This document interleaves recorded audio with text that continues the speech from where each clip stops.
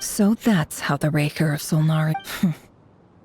A monster created by circumstance is a monster all the... Viewing other people's thoughts for too long can get uncomfortable. Right now, I'm feeling a strong sense of loathing. In a nutshell, the story of Conria is what happens when the truth falls by the wayside. Everyone tells little white lies, and before long, you have a huge pack of lies that destroys everything. Phew. Time to get back. His past is filled with sorrow, but the tale of any fallen civilization is one of endless tragedy. Cruel as it may be, that was Conria's fate.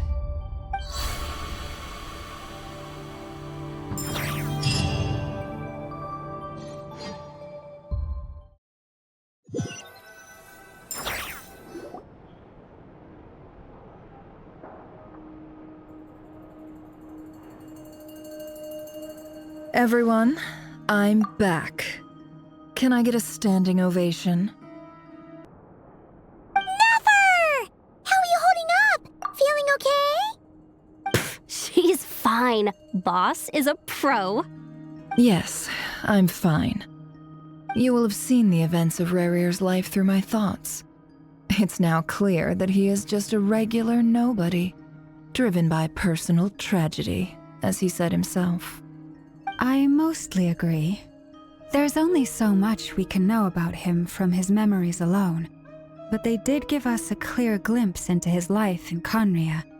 However, I would not consider Rerir to be a nobody. He was deeply involved in the events of that era.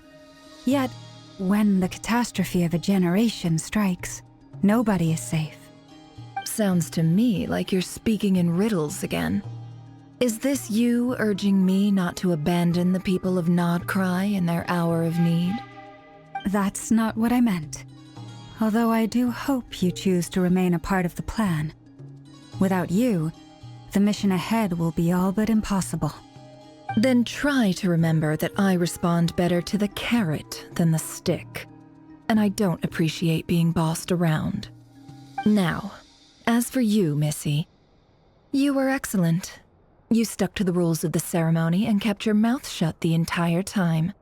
Bravo. Cool.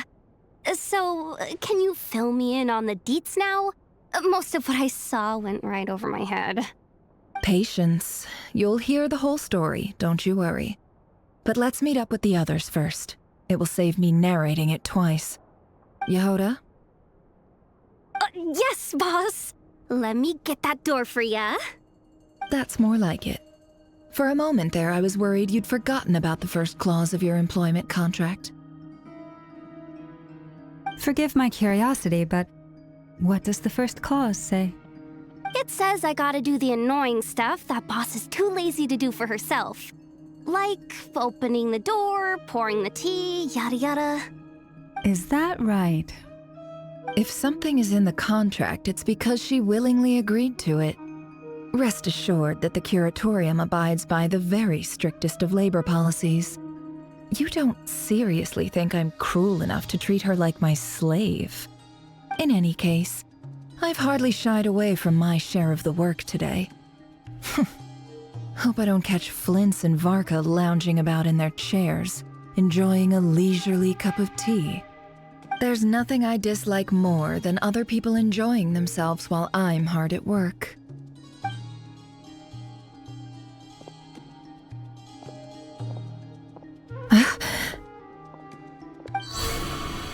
Oh no.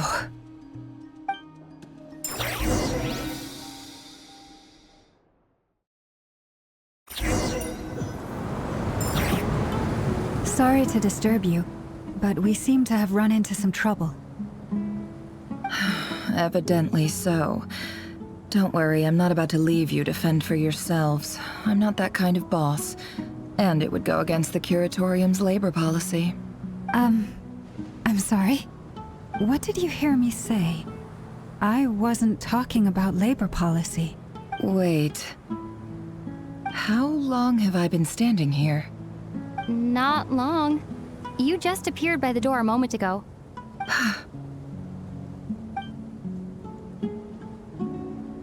Boss, what's wrong? You look like you've seen a ghost. We've been tricked. We never left at all. Somehow I hallucinated that whole scene back inside the office. Hallucinated? But how? How indeed.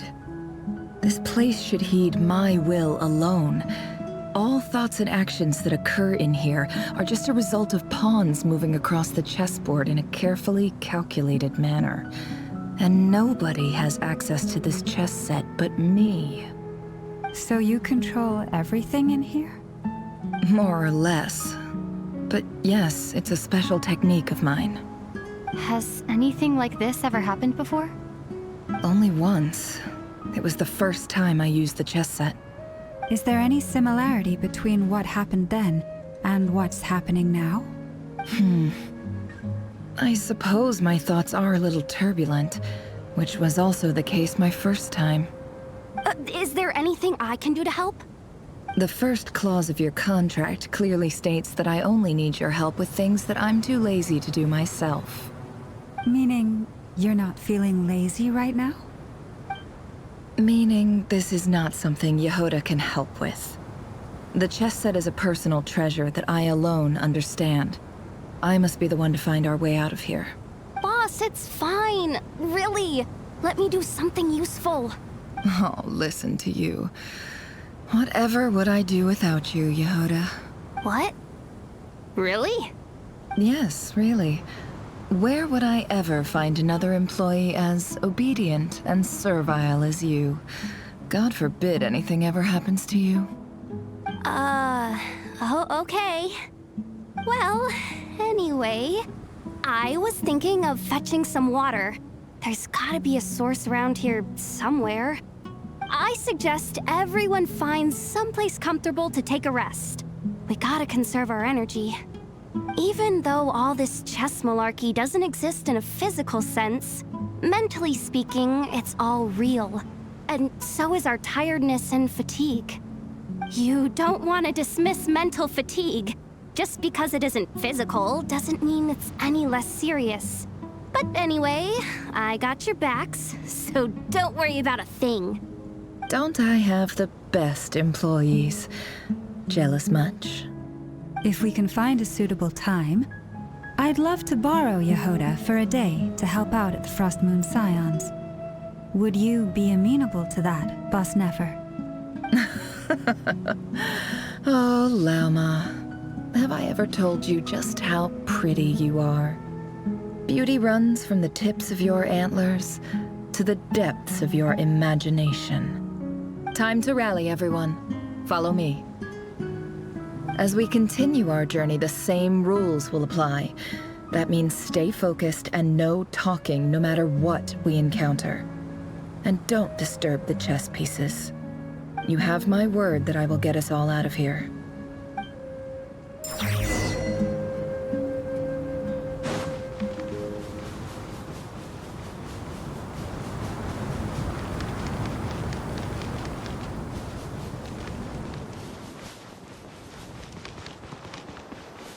This place looks familiar. That's not a good sign. There's someone up ahead. I wasn't expecting visitors at this hour. Oh. It's him. There you are! Sinue's been looking for you all day. Oh yeah? What were you doing just now, Uncle Retinue? Hiding away some more loose change? I know I saw some Mora. What do you mean loose change? Oh, come on, I'm too old for this.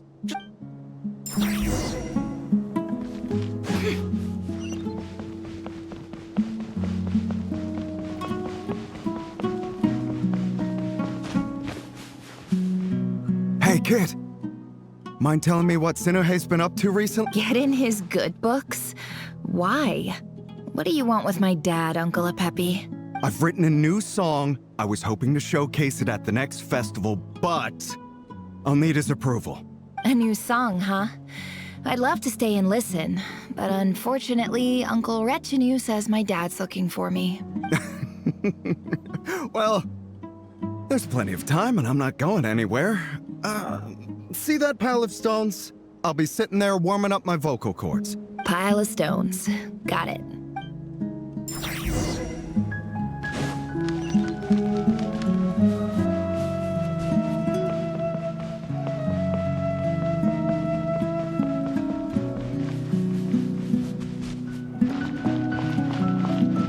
Hi, Dad.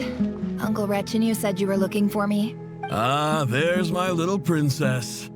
If you'd gotten back just a little sooner, you could have shared the spoils of war with me. Spoils of war? Who were you fighting against, Dad? It was just a figure of speech.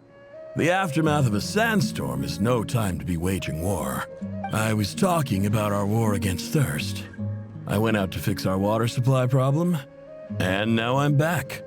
Which means... We have a well again. That's right. I found a new one and brought back as much water as I could carry. It should last us for a good while. If it wasn't for these blasted sandstorms, our wells wouldn't be caving in. You wouldn't be spending all your time out searching for new water sources. As the chief of our tribe, I'm supposed to be leading us out of hardship and poverty, onto better things. You know how prosperous our ancestors were. I've told you all the stories. And look at us now. Squeezed into these hovels. But things are looking up. I started working with some folks from the academia a few months back. They gave me some contacts in return for my assistance in the desert. So you're the academia's helper now?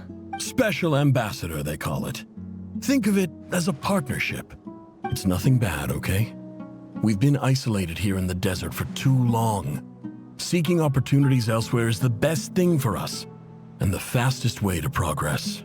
So, do you get anything good out of being a special ambassador? Of course. My luck's improving all the time. One day, I swear I'm gonna lead us out of this place.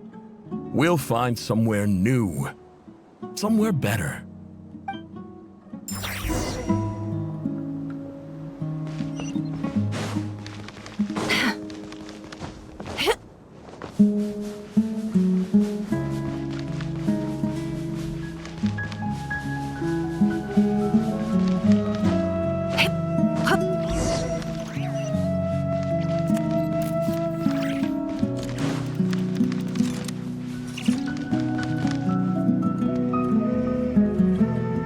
That's our well, and you know it. You stole from us. Well, you've gone from chief to thief, and now you have to face the consequences. Did you really think you could take our water without permission and get away with it? You're either brave, stupid, or both. And that special ambassador act? Yeah, nice try. We spoke to the academia. They said it was all news to them. You're a liar and a cheat!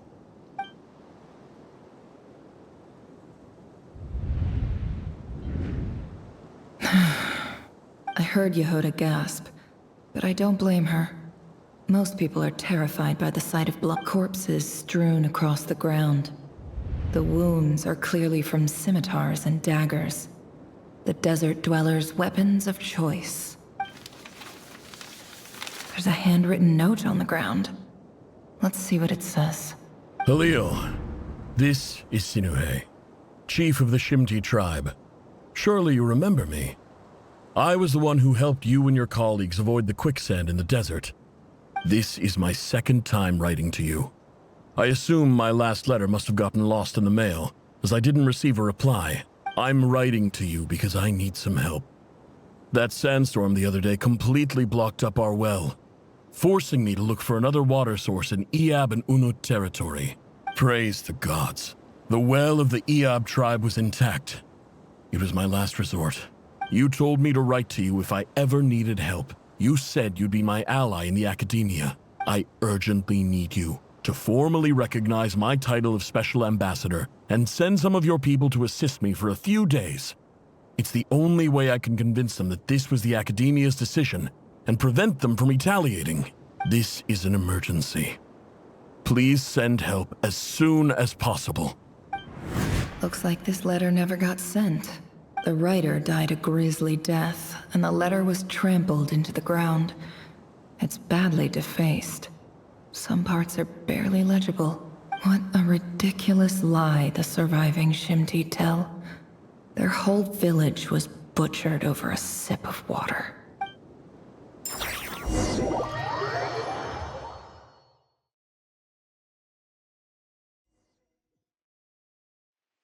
Ah, officer.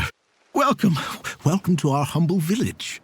I thought you would at least have the courtesy to provide some respectable libations. This is the finest wine Aru village has to offer. I promise.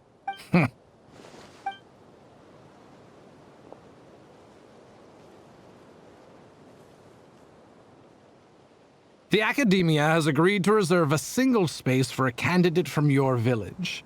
But I remain skeptical of this entire endeavor.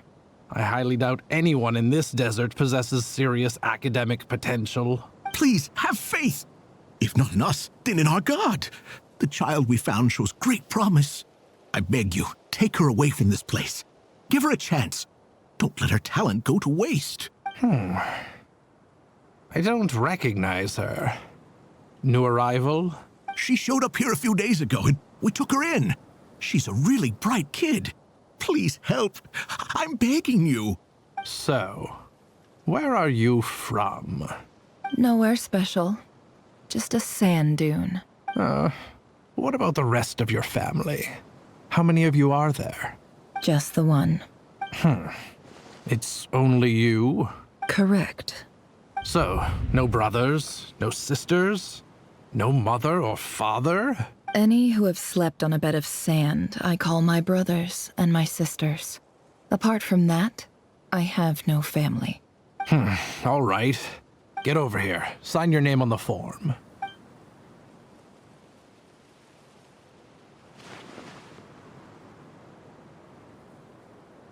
Nefer? You're rather fair-skinned for a desert dweller.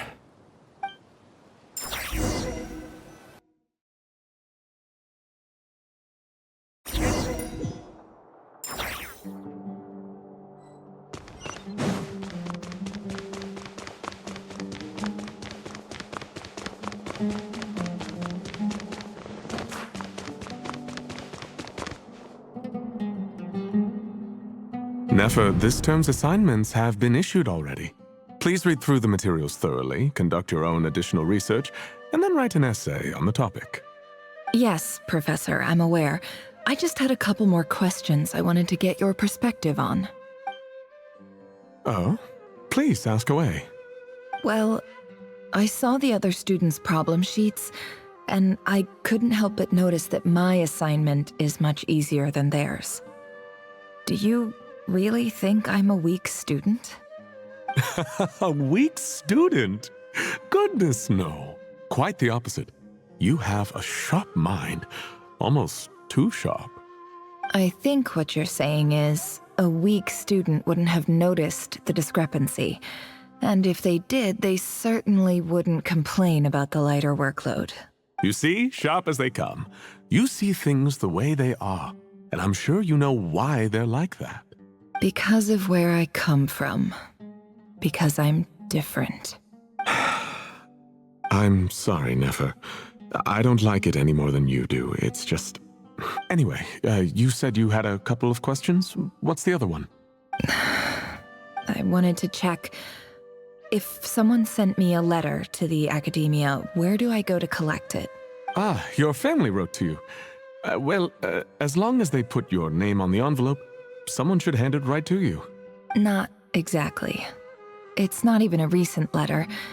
I was just curious where the mail would end up if no one collects it. The House of Dana, I expect. I know there's a box for unclaimed mail somewhere in there, probably sitting on a shelf. Whatever you're looking for, that'd be the place to start. Okay, got it.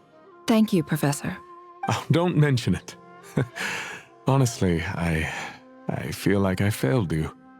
I'm supposed to be your teacher, but I haven't taught you anything. Hey, don't say that. You're a great teacher, and you do your best for all your students. But the rules are the rules.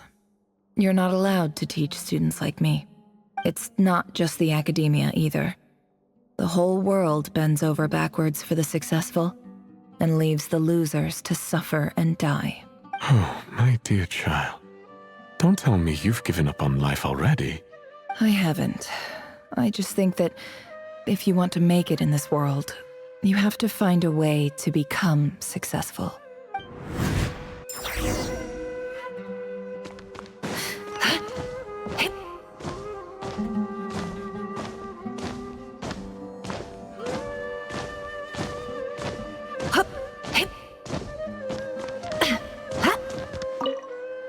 This must be it.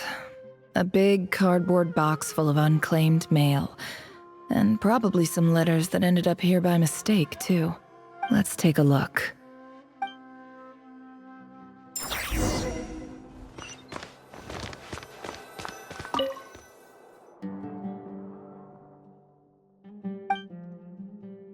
A dilapidation survey from Port Ormos. Looks like it's from a Core of 30 representative. What a strange thought. A bunch of mercs losing sleep over rundown buildings. This one was never even opened. I guess the recipient didn't care what the Core of 30 had to say about anything. Who was it addressed to? This one is addressed to the Immorta Sage. The title is Changes Observed in Satyavada Life Symptoms. Guided by the incense, we became lost somewhere in the forest.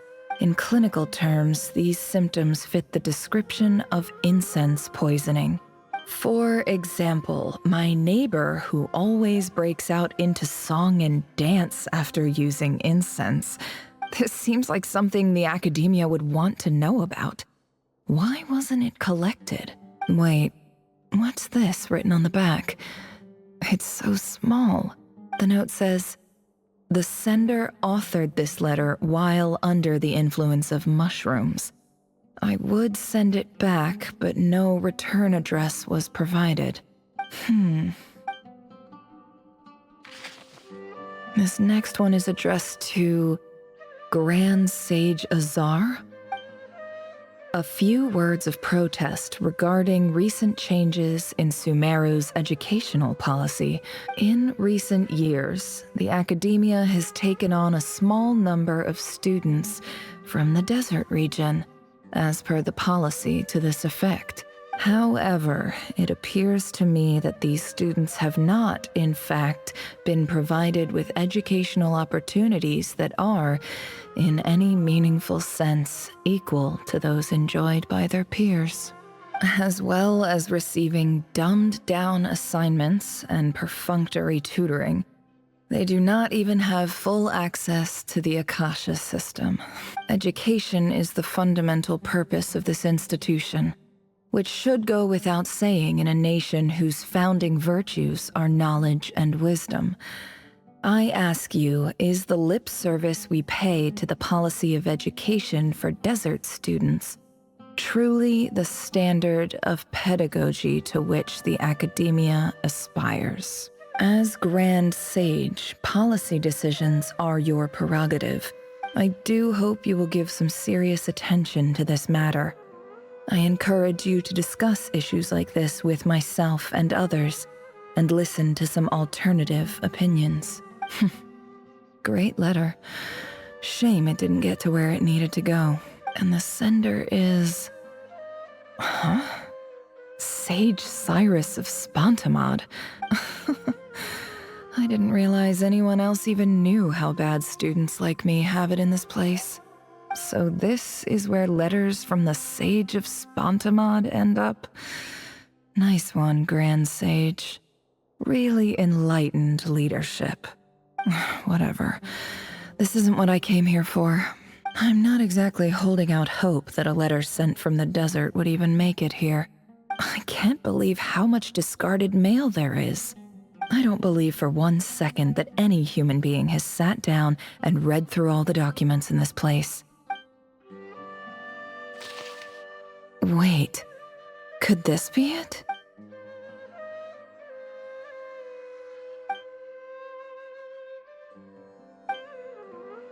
Greetings, Halil. My name is Sinuhe, chief of the Shimti tribe. I was the one who came to you and your colleague's aid when you ran into trouble in the Great Red Sand. I don't know how well you remember it now, but I brought you to safety and gave you some water and other supplies. You seemed very pleased and told me your name. In my tribe, learning a person's true name is serious business, and I therefore see you all as friends. The Shimti tribe lives a harsh nomadic existence in the desert. This brings me to my reason for writing. Our tribe has fallen on particularly hard times, and I would like to ask for your assistance. There was a terrible sandstorm a few days ago, which blocked up the well in our land. The Eob and Unut are descended from the Thamudians. While we trace our ancestry to Tulatala, I found a well belonging to the Eob tribe. They declined to help us, but I really had no other option. When we met, you assured me that you would be my ally in the academia. That aside, the last time you were here, you mentioned that the academia had started accepting students from the desert.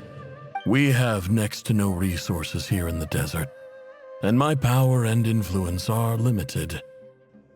Would you consider enrolling my daughter at the academia? She is a smart girl. I know she won't disappoint you. From the outset, the academia never took you seriously. Those things they promised were just empty words. I doubt they even remember the name Sinuhe. And you were so emphatic that your luck had finally changed for the better. You swore you'd lead us to a better place one day. You spoke with such conviction, like you were the most powerful chief in the whole desert. You liar. You lied about everything. You promised the world and delivered on none of it. And who fell for it? Just me, by the looks of it. Despite your best efforts. Which makes you a pathetic liar. You weren't even any good at it. I think I'll take over from here.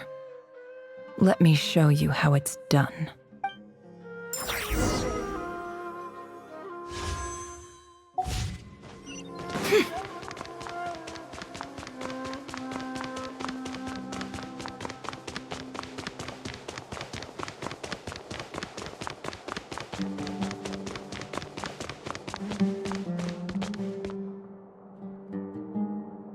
I just came to say goodbye. Thanks for everything you've done for me in my time here. Nefer? You packed your bags. Where are you going? I'm quitting. Something's come up in my hometown. Gonna head back and deal with it. Huh? But this was a hard-won opportunity for you. You know that better than I do. It was, but it doesn't matter. I have more important things to deal with and they can't wait. Oh, and I didn't want to overfill my bags, so I left some incense on your desk. What's wrong? I thought you liked incense. Although, I did read somewhere in the House of Dana that it has hallucinogenic effects. Don't use it all at once, all right? Isn't this the stuff you brought from your hometown? You're just letting me have it? Yeah, about that. I lied. It's not rare at all. There's this bunch of ruins near my hometown that are practically overgrown with this plant. It's not worth much. Keep it, it's fine. But Nefer... All right, that's all from me. You take care.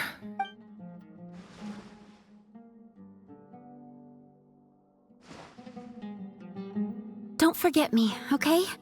I mean, we're more than just classmates, right? We're friends. Yeah, I'll remember you. I lied again. That incense is worth a fortune, and it's a rare find even in those ruins. And as for remembering her, I have far too much to do when I get back. No time to reminisce. I'll be lucky if I even make it through this alive. But either way, I expect I'll forget you pretty quickly.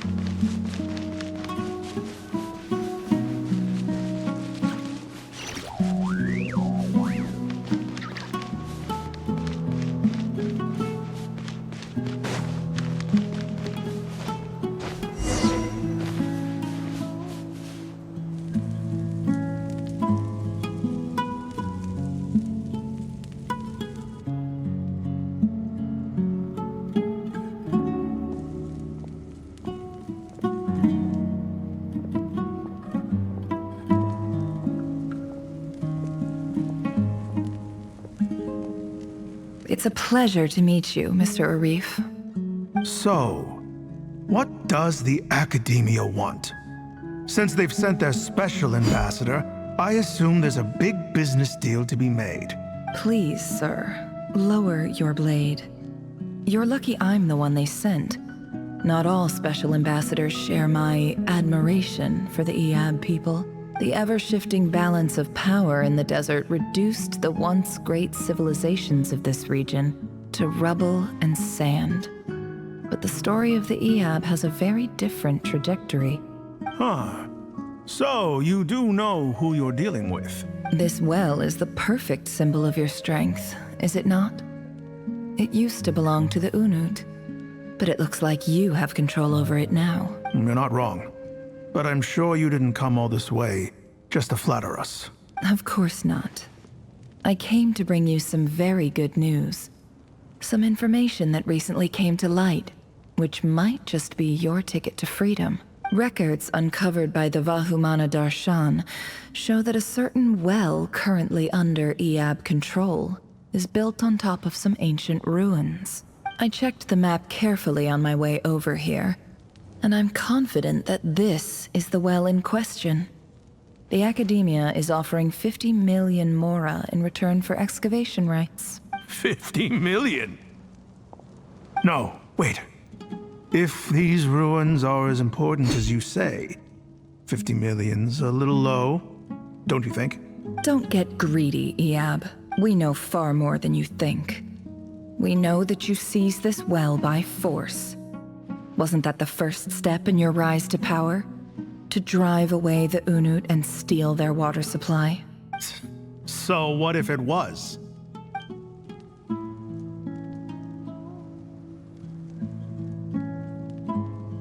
Don't worry. As unscrupulous as it was, it's something we're willing to overlook. The Academia is only interested in dealing with the de facto power holders in the region. I hope I am making myself clear. And I hope your words are the truth. If I find out the Academia is trying to play me, I'll hunt down every one of your people and make you watch as I cut their heads off one by one. I assure you, Chief, that would not be in your long-term interests. You don't want to make an enemy of the Academia. You see how I'm dressed, don't you? I appreciate that you've never been to the rainforest, but surely even you recognize an ambassador's attire when you see it. And what does a barbarian like you have to lose anyway? You really think the Sumeru Academia would bother to come all this way just to lie to you? All right, I take your point. The Academia is the highest authority in the land. I'm sure you're trustworthy people. In that case, we have a deal. We will sell you the excavation rights. I'd like to thank you, Ambassador. This is good news indeed. Excellent news. In fact, it calls for a celebration. Would you do us the honor of staying a while and enjoying some Iab hospitality? Gladly.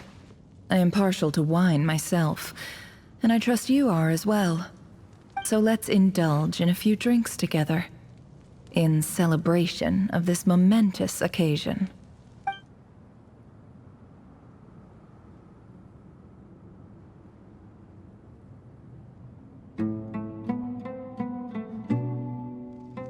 Chief! Chief, it's an emergency! It's the Unut. They've taken the well. What? Well, don't just stand there. Take it back. Yes, Chief. I have every confidence in the Iab's military superiority, and yet... Well, what is it? The Unut's response was alarmingly fast. The day after we reach a deal, they seize the well. This can't be a coincidence. Perhaps there is a traitor in your midst. I don't think so. I am obliged to remind you, Chief, that the Academia will only deal with the de facto power holders. If you cannot regain control over the well, I'm afraid you won't see a single mora of that 50 million. No! Please, Ambassador, just give me some time. I swear the Unut will not get away with this. That well is ours, and so is the Mora. Glad to hear it. I will wait here for an update. If there is a traitor, I will find them. In the meantime, make yourself at home. I'll report back as soon as I have an update. Much obliged. Wow. All it took was a few words and I've got him wrapped around my finger.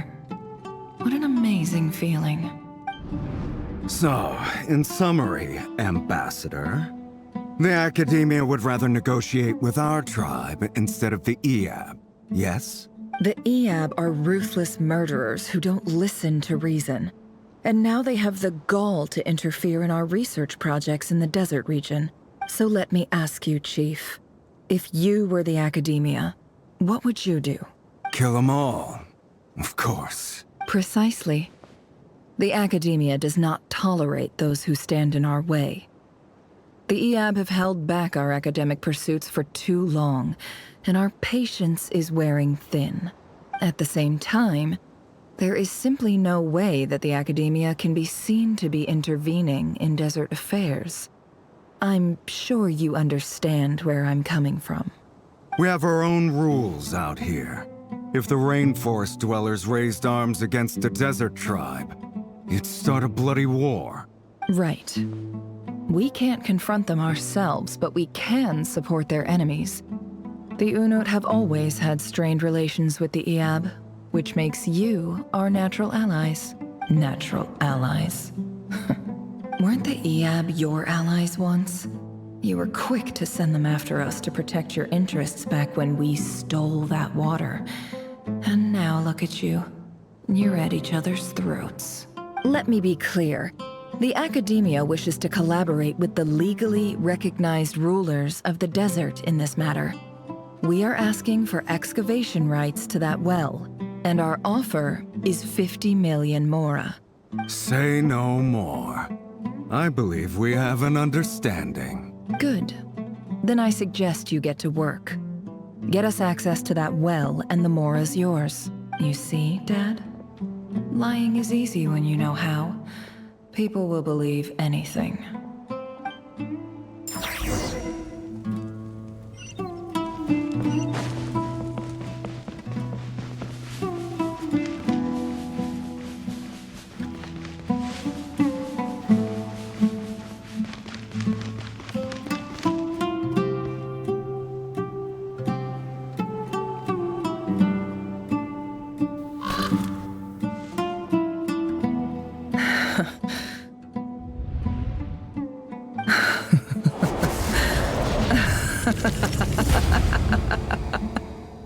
Look at yourselves. You may be vile, savage monsters, but your butchered bodies bleed like any others. You're no different. You're nothing special at all. The monsters who destroyed my home, they're just ordinary, petty human beings. What a joke. I think we're even now. Maybe I've even done the desert a favor. It's a better place without all these people around. Oh, Sinuhe, my gullible fool of a father. Perhaps if you'd been as ruthless as I was today, our tribespeople would still be alive. In this dog-eat-dog world, a chief needs to be tough to survive. But you couldn't do what had to be done. So I did it for you. Nefer, it's okay. All of this is in the past now. I believe I remember you promising to remain silent. Yeah, but even so. Yehuda, is there anything you can do to ease the tension? Alright, time for a sharp turn onto a completely different topic. So, anyway, that's enough of that. When are we getting out of this place? Feels like we've been walking forever. I'm getting pretty tired. Oh, Alma, you tired? Yes. If we can find somewhere to sit down, I could certainly do with a rest. It's not far now. There should be a temple just up ahead. Yes. Really? A temple? That's where this story ends? I guess that's how things go in the desert. Desert dwellers can never escape their destiny. Or so everyone says. I never wanted to believe it, but looking back now, I'm as desert as they come. You mentioned a temple. What's waiting for us there? My biggest trade secret of all. Ah. Then I'm guessing it's where you got your power from. The power to peer into other people's minds. I didn't know you were clued up on any other religions. I'm no expert in the history of Sumeru, but since you come from the desert, I would imagine it has something to do with King Deshret. Sounds impressive. Oh, I know who you mean. General Mahamatra Sino. The spirit of Hermanubis dwells within him. That's Boss Neff for ya. She knows everything. Sino's hardly a figure of obscurity, but I know about Sethos too. What about him? Is he a big deal or something? Well, he's not a small deal, let's put it that way. Please, this is the bare-bone basics. Save the flattery.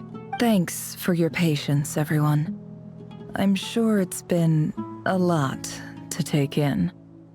With any luck, that's our exit just up ahead.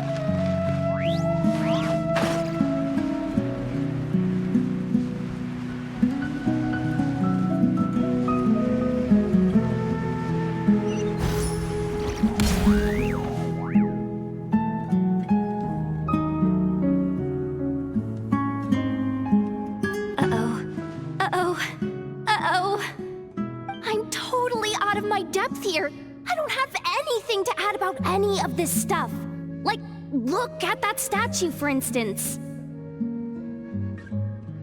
I want to do the whole name-dropping, this girl knows her stuff thing too, but I've never seen anything like it before. A statue with the head of a bird.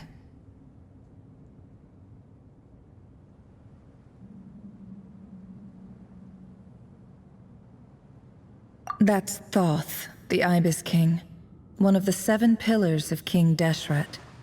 The legends say that he, the Crocodile King, and the Goat King were the 3 retainers of King Deshret. Let's take a look.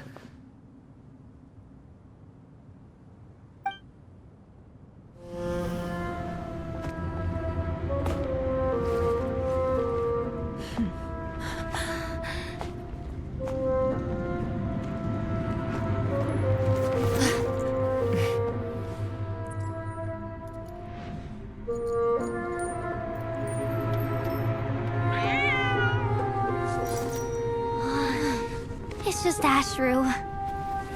So, all is well?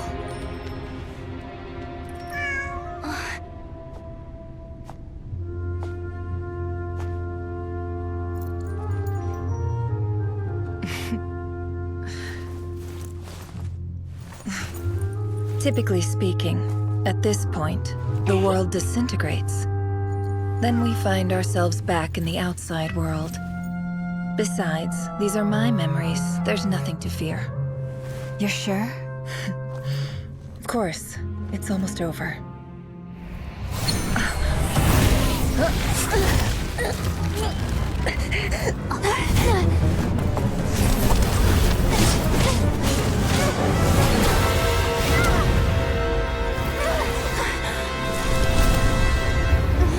Nefer! Hold on!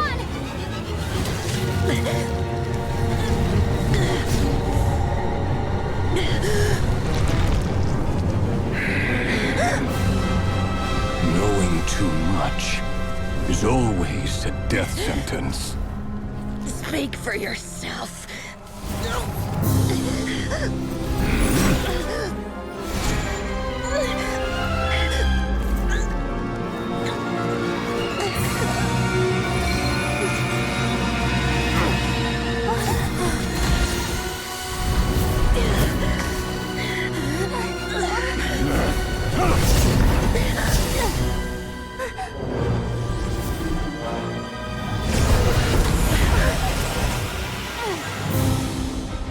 How repulsive.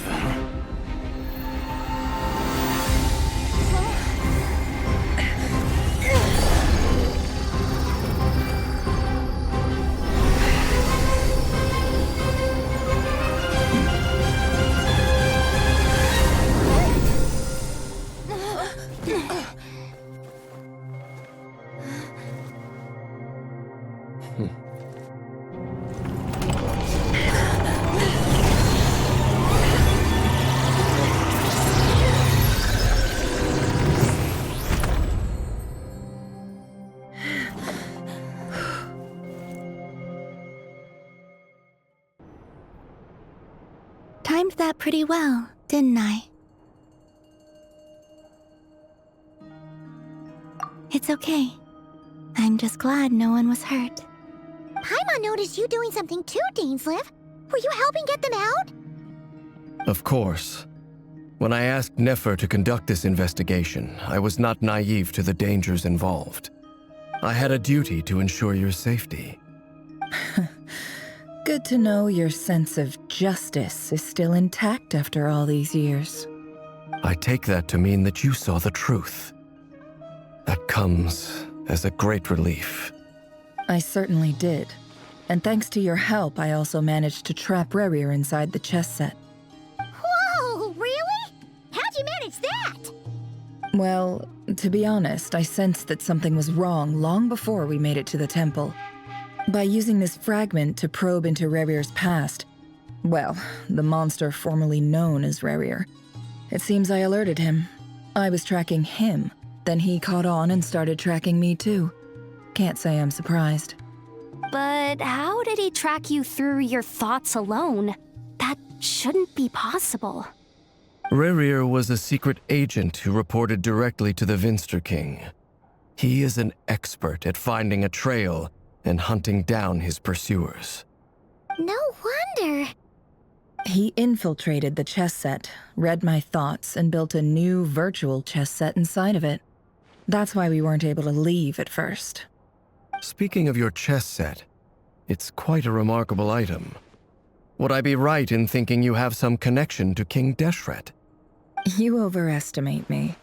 I only have a connection with one of his underlings, the Ibis King. You all saw how this came to be. A long time ago, the Iab massacred my tribe, the Shimti, in our home village. A few years later, I enrolled in the academia, where some new information came to light. The Unut and the Iab fought a bitter battle over the rights to a well, all for the sake of a non-existent 50 million mora. The Iab ultimately won that confrontation, but their victory came at the cost of almost every warrior in the tribe. The final blow to the Iab came at the victory feast, when an Unut assassin beheaded their chief right before my eyes. The remaining Iab fled and have been scattered to the winds ever since. Having gotten my revenge, I returned to my hometown, where to my surprise, the nearby temple was still standing. There it was, seemingly immune to the relentless hostility of the desert, while my tribal home lay in ruins. As I stood there gazing at the temple, I noticed a cat just outside. This cat, as it turned out, was home to the spirit of the Ibis King. He led me to a gate deep inside the temple, and there he made a deal with me. This chess set is my gift from the Ibis King. The chessboard within is made to the same specifications as the one in the mausoleum of King Deshret, and represents his power of piercing analysis. With this chessboard in its container, I gained a certain ability to perceive hidden secrets. Now, you could conclude that the Ibis King simply wanted to give the people of this world the power to seek the truth, but I don't believe that's the full story. Every god plays favorites. Their hearts are as fickle as any human's, full of secrets, perversions, egotistical tendencies. But precious few gods are willing to admit this. It is the same with all powerful forces, including fate itself. Their gaze falls preferentially upon a select few. As you rightly point out, this is an act of favoritism. If you're alluding to the Abyss, then yes, I agree. Gather the others. It's time to share everything I've learned.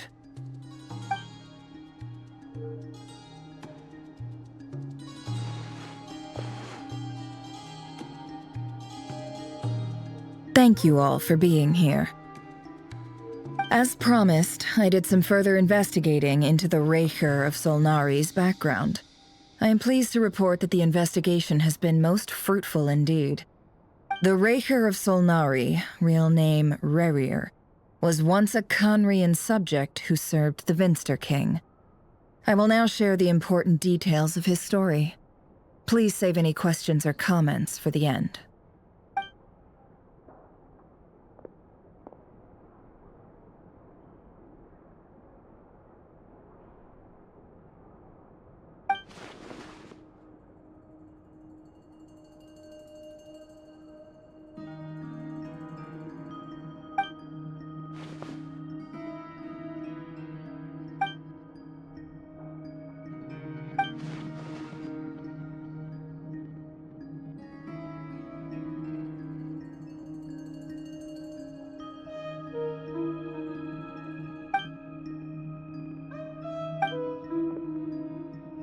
So that's why he's so obsessed with the moon.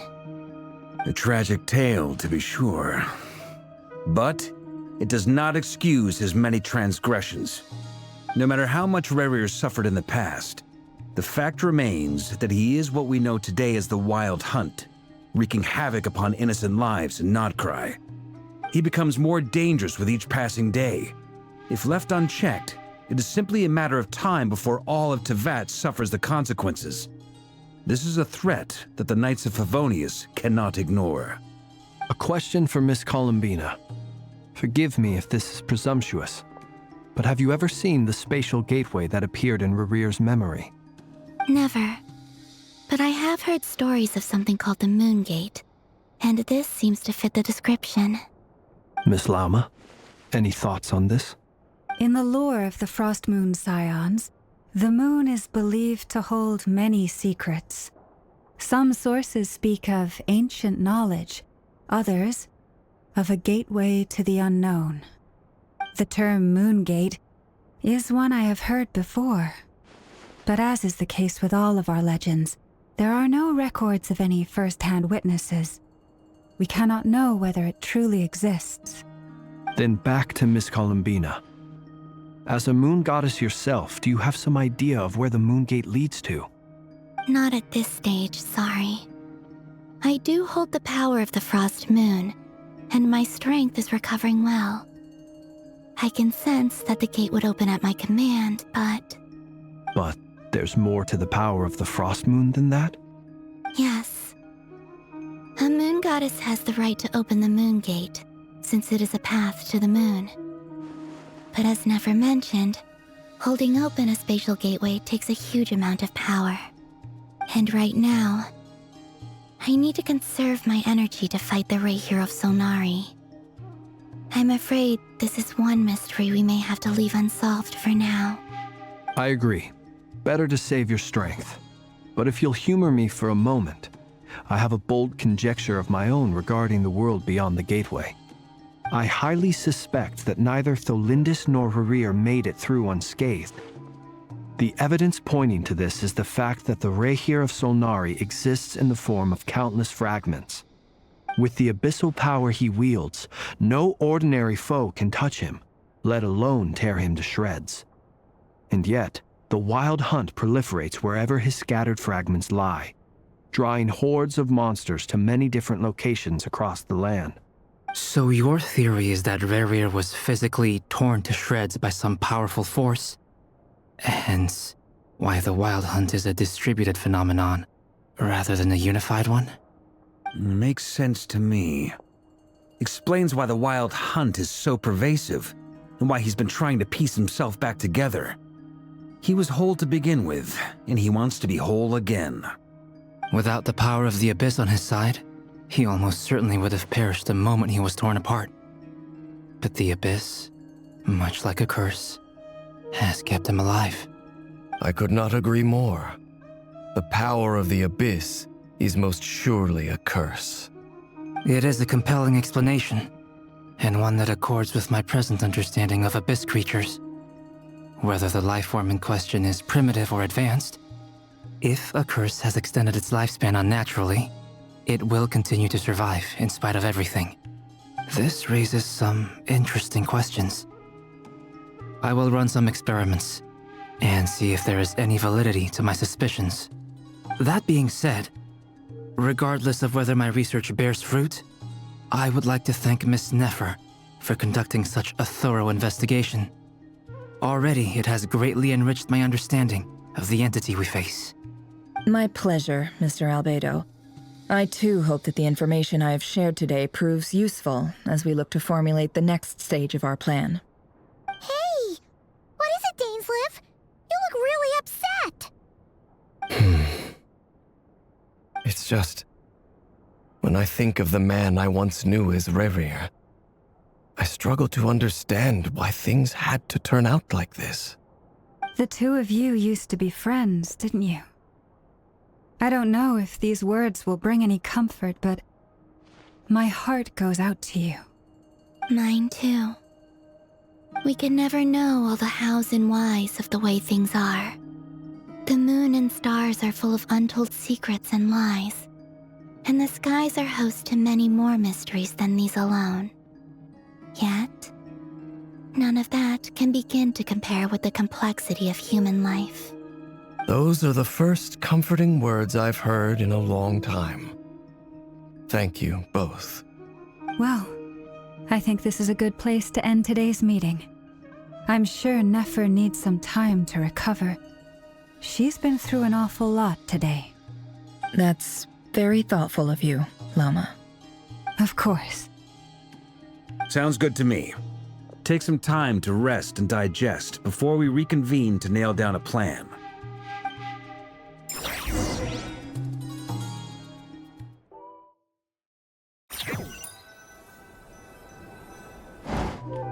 Hey, is this a bad time? Hope I didn't kill the conversation.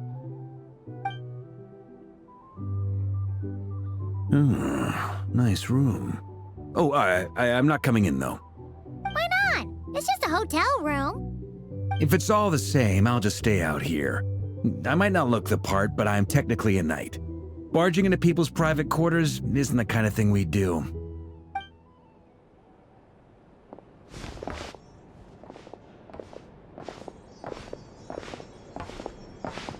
Anyway, Nefer went back to the curatorium to get some rest. But before she left, she shared some things with me that I thought you should be aware of.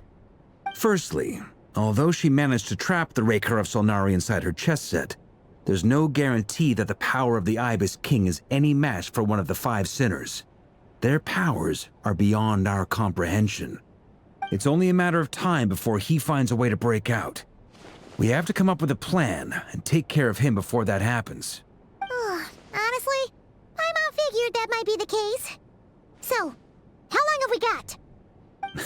Well, I asked her that same question.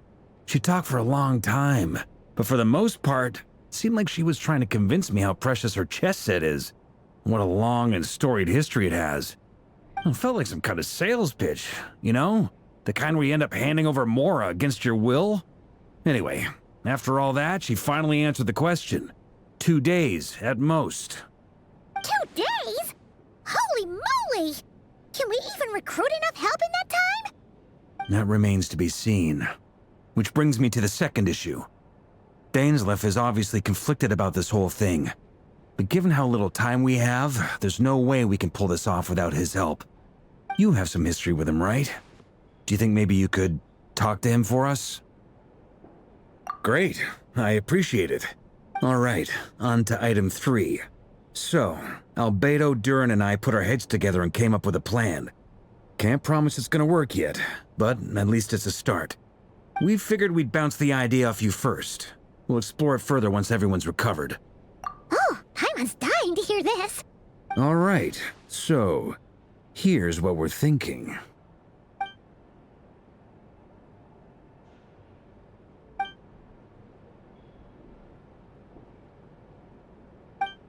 We felt a little uneasy about roping you into this. I mean, firstly, you're not locals, and secondly, none of us are your boss. You're well within your rights to refuse if you so choose. Roping us in? Why would you even say that? We know the stakes here. It's all of us against the Rerir of Solnari, or none of us stand a chance. I choose my words very intentionally, I'll have you know. I like to think there's an art to striking a down-to-earth tone even when the stakes are through the roof. Sir Varka, I have a few thoughts about this plan. I'm all ears. I think we can be more flexible with how the roles are allocated. In my view, the most sensible lineup would be like this.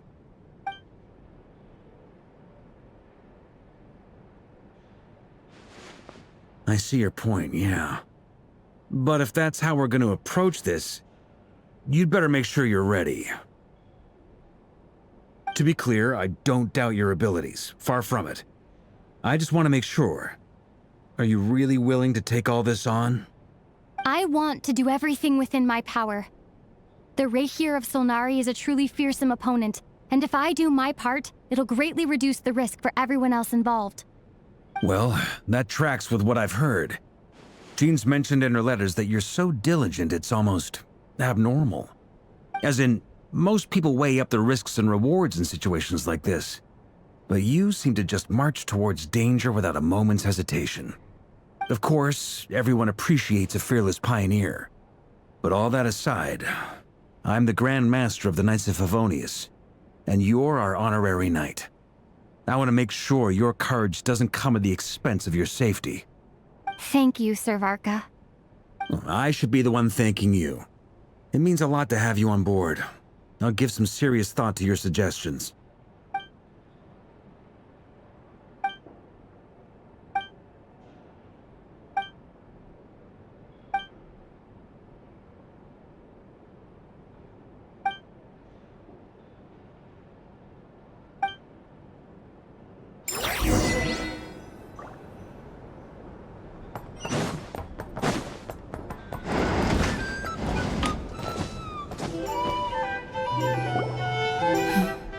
This is a thorough plan, but I do have one last question before we take action.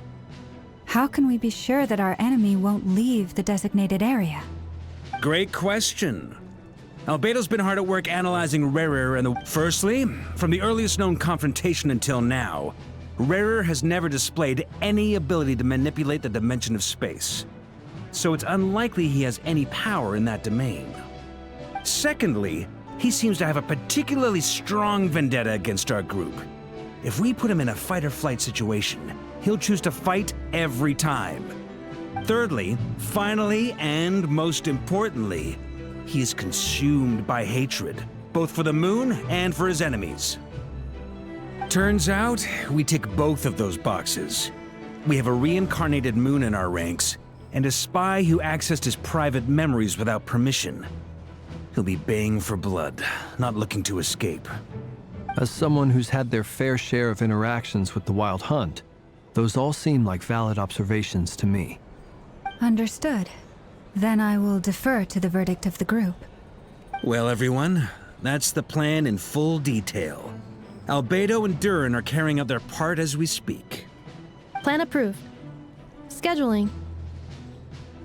Okay, any firepower you need, I got you covered. Let's light this baby up. The Frost Moon Scions are behind you as well. And the rest of you?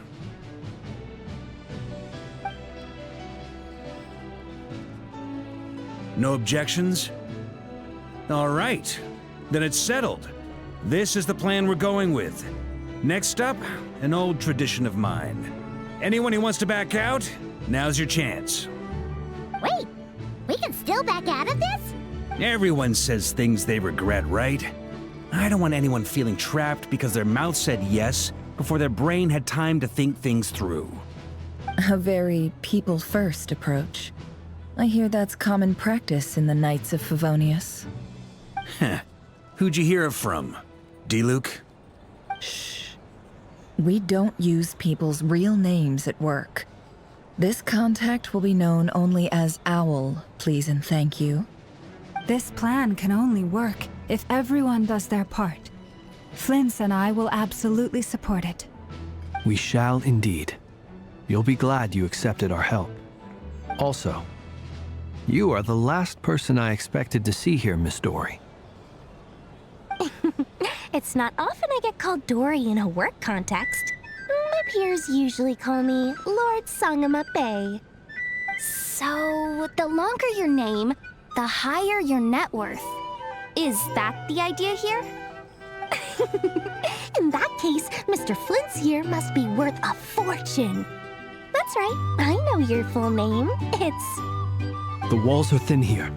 I'd appreciate you keeping that a secret. Okay, fine. I'm actually only here as a favor for someone else. Do you have any idea how much it would cost to hire me otherwise? Oh! Does this mean someone out there actually has the power to boss Dory around? It most certainly does not. We have a long-standing and mutually beneficial business partnership. She's actually the mom of a friend of yours. Said mom supplied me with a great little trinket, but now that lady's ruined everything. If I don't start building a little goodwill now, my whole business in Notcry is gonna go down the drain! Okay. So what exactly is so special about this pendant? It's a lucky charm that a great mage made for me. We have a business relationship, and she was worried that something bad might happen to me. So, she wanted me to have something that can store power to protect myself with. I finally got it all fully charged up with Kuvaki, and then Nefer went and used it all up at once! Never lost so big in my life! You're right. It was all my fault. I didn't mean to drain all the Kuvaki in the pendant, but I'll make it up to you. You will? Well, in that case, how about you give me your chess set, and we call it even? I knew you'd say that. Well, it's yours if you want it. In fact, take it now, and I'll even throw in a free Rerir of Solnari. Deal? You're putting me in a difficult position here. It's a very useful thing to have around, but I have a funny feeling it won't be around much longer. I guess we'll see in a couple of days. Looks like bankruptcy for me. Hey, don't be so pessimistic. See this through and you never know. You might find a new business opportunity on the other side.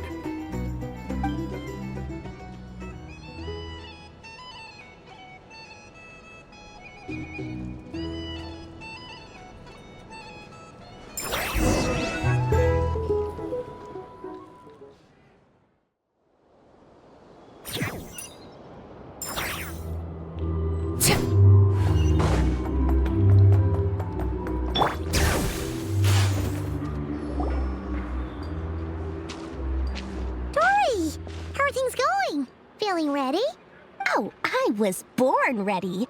We only have 2 days. You think Lord Sangama Bay would let an opportunity like this slip by? Don't forget, when something's in high demand, the people with the goods on hand get to charge the highest price of all, even higher than the sellers taking advance orders.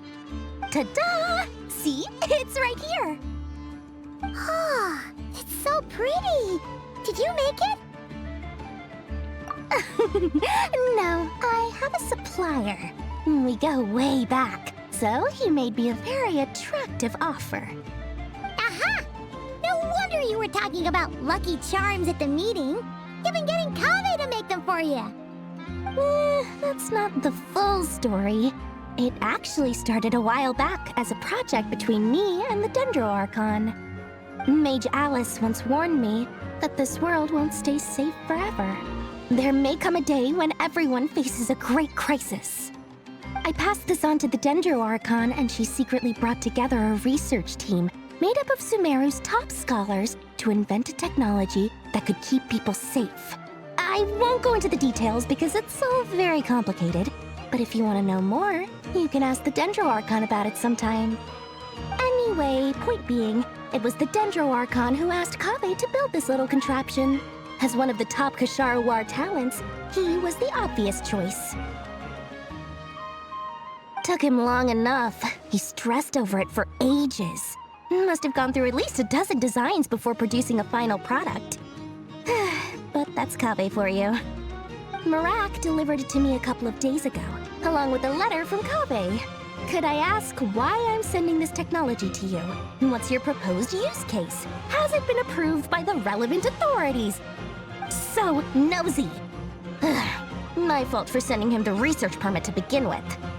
Surely Nahida must have told him you were involved in this project. He was probably just nervous because you're always so secretive about your business. Could be. Anyway, I just replied, let's hope there never has to be a use case, because it would involve grave danger.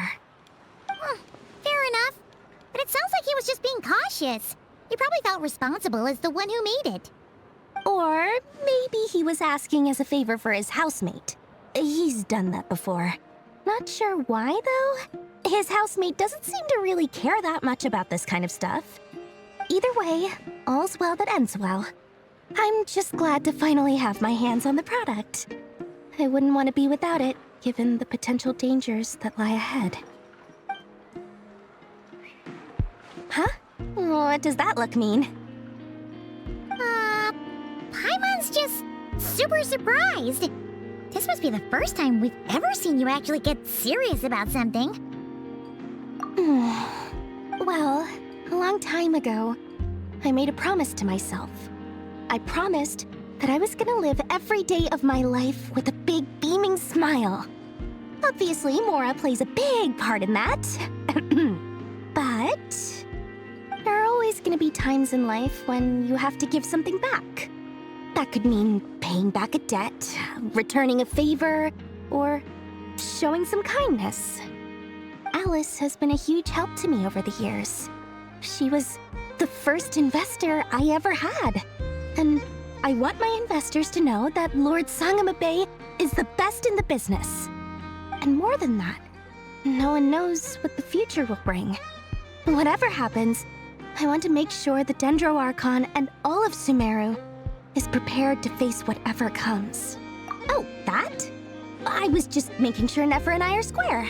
Don't be thinking it was some sort of benevolent act. I'm no saint, so don't treat me like something I'm not. My priority is doing the business that I want to do, so long as my conscience lets me, but it usually does. That's the Lord Sangamabe business model. All right, if you say so. I do say so, and that's the whole point. I'm a businesswoman. Don't go trying to figure out what kind of person I am. You'll exhaust yourself. Much easier for everyone involved if you just take my word for it. Oh, and could you two help me get this stuff where it needs to be? Thanks so much. You're my favorite assistants.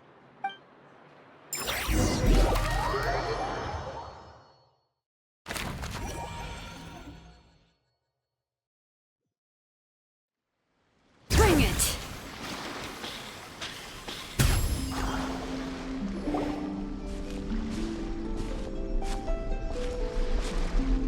Traveler, Paimon, it's good to see you. Everything going smoothly over here? Sort of. As you're probably aware, Varka, Diren, and I captured some abyssal creatures from the Wild Hunt. Per the plan, we dissected and analyzed some samples of these creatures. The process went very smoothly. The findings, however, come with some troubling implications. What? You can actually dissect the Wild Hunt? That depends on your definition of Wild Hunt and dissection. Harmless, lifeless. These words are accurate descriptions. The Wild Hunt is an interesting phenomenon.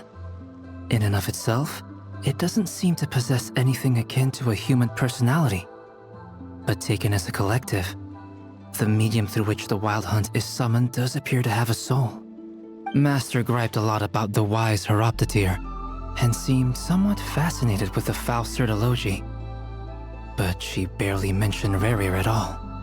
I don't think that was because of his lower social standing, though. Anyway, it's a pity. I should like to hear her thoughts on the nature of the life form he has become today. It's a strange mix. The furious energy of an abyssal being channeled through a fractured physical existence. A consequence of being torn apart by an unknown power. Perhaps the only explanation for his survival in this state is that he sacrificed a degree of individuality in exchange for a continued existence. Oh, sorry. Once I get talking about interesting research, I have a tendency to go on indefinitely. Back to our research findings. Essentially, they confirm my hypothesis. Rerir's corpse is completely contaminated by the Abyss, and the effects are irreversible. You could think of this as Rerir in mutated form. But in my view, even that would be inaccurate. In reality, his whole being has been consumed by the Abyss. In other words, he is now nothing more than a manifestation of abyssal power. Unfortunately, at present, we have no means of completely eradicating abyssal power. Hence, we cannot fundamentally destroy the Rerir of Solnari either. Oh, that's terrible news! So, that's it? We can't defeat him? Not even if we get the power of the Three Moons? Miss Columbina's situation is a difficult one. She can never achieve wholeness when the world does not accept her presence. It's as if her creator banished her to a place she can never be accepted. It means she spends most of her energy just on her own survival. Given the circumstances, it's only natural to despair. But we must see this plan through to the end. Time to kick off the backup plan. Oh, Paimon almost forgot! This is for you. Dory asked us to bring it. Ah, how wonderful. Well, thank you for making the trip. Durin and I will be heading off shortly. I'm sorry I won't be there to protect you in person this time. Please be careful. All right then. Stay safe.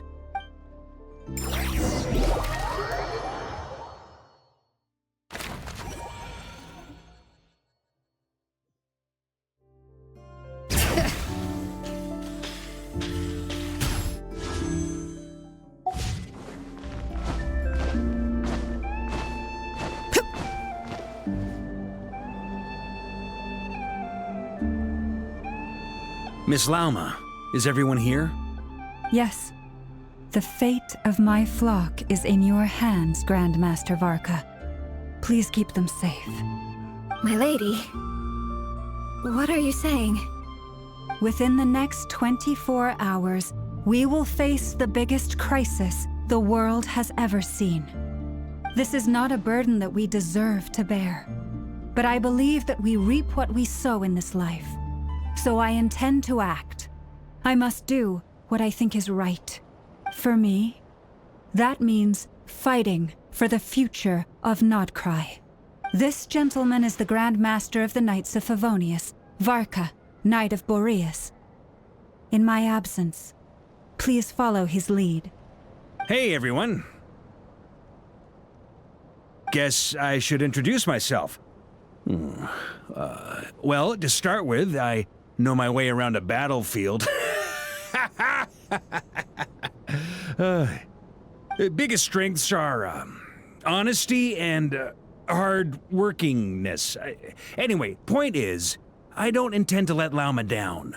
I'm gonna do everything in my power to keep every last one of you safe and sound.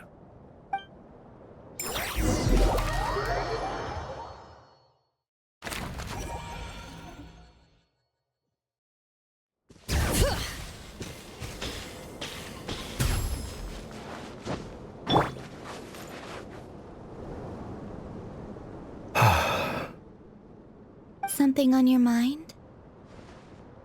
Miss Columbina, was it? I believe that's how the others addressed you. That's right. Names are funny things. Have you always been called Dainsleif? Yes. I take it your own name has a more complicated history. I have a different relationship with names than other people. To be honest, I'm not even sure that Columbina is my name. At least, not in the same way that Dainsleif is yours. But it's what everyone calls me, and I go along with it. A lot of my life has been that way. I get so used to things that I forget to question why they are so. I never used to think much about where names come from, or what they mean to people. Maybe something's wrong with me. You're different from other people. I sensed it the first time we met. You're more perceptive than most. I'm sure your long life and rich range of experience explains that. Do you ever find yourself missing Conria, Mr. Dainsleif? Difficult to answer. I have dreamed of the past many, many times. Sometimes I'm fighting tooth and nail. Other times I'm lying on the ground, defeated. I don't recall any happy moments from that time. It has been too long. Is that because hatred survives longer than love and affection? That would not be for me to say. I make no excuses for the grudges I bear. But whatever the reason, I remember little that was beautiful or sentimental. Thank you for your help with the Rerir situation. Without your efforts, I never could have learned the hidden truth of his story. You're welcome. I know he's your friend. Friend? He betrayed me. And I never really understood what he was going through in life. Some friendship, that is. Okay. So, do you plan to fight him with us? You see, you're torn. Now you know what really happened. You see the things he's done in a new light. I need some time. Of course. I completely understand. Anyone else in your position would feel conflicted too. Actually, I went through something similar myself recently.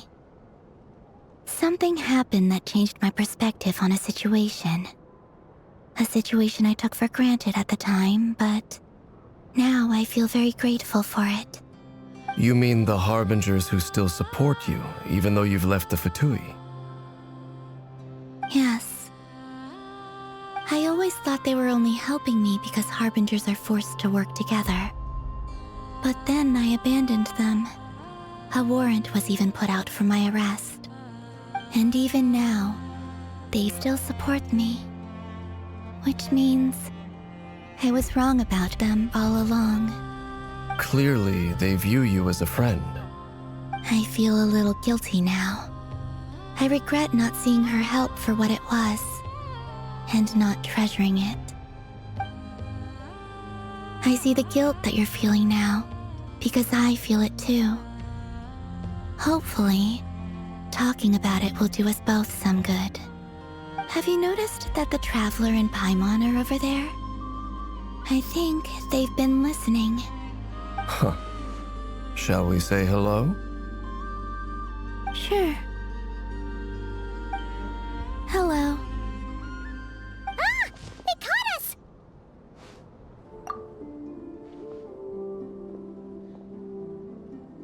I apologize for making you worry. No doubt you wish to know where I stand on the plan to take down the Rerir of Solnari. I'm afraid I need a little time, but I will seriously consider joining you. You will? Oh, thank you so much! Everyone will be so grateful to hear that! They needn't be. This was something that I was going to have to face up to eventually. That doesn't matter to them. They're grateful to you regardless. You can't control their gratitude, so just accept it. And then, have a think about whether you're willing to join us.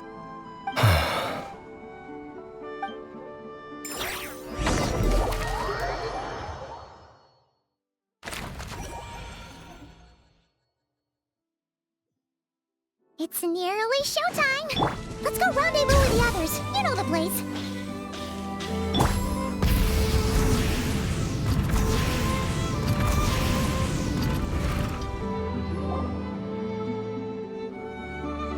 Ah, you're earlier than I expected.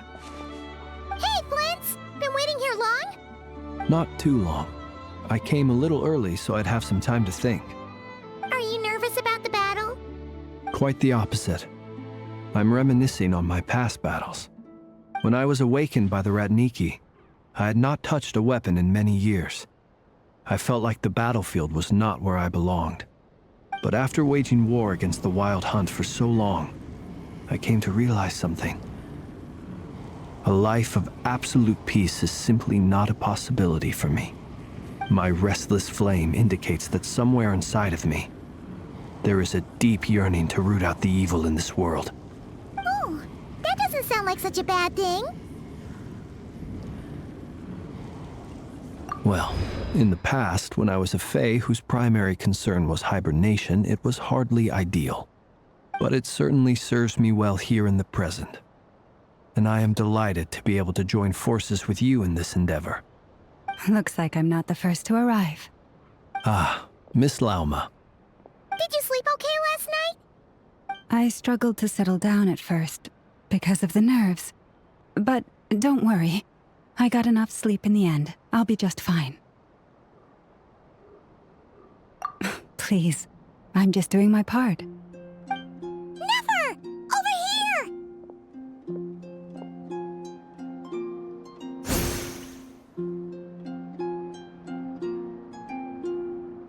Aino asked me to relay a message.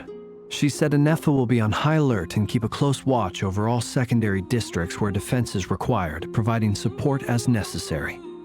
Meanwhile, Aino herself will provide range support to us directly, using her latest invention. Excellent. My thanks to all involved. The chest set's looking a little unstable. It won't hold him much longer. We should be prepared to engage at a moment's notice. No sense sitting around waiting. Let's make the first move while we still have the option. I agree. Paimon, find a safe hiding place. Got it! Be careful, Traveler! I will.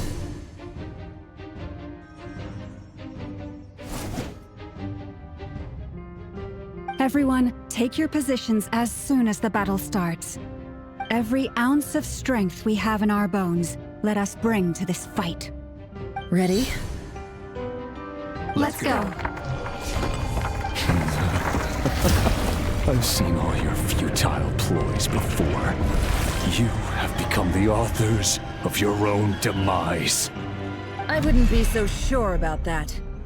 You are merely a moment of sport before I tear down the moon.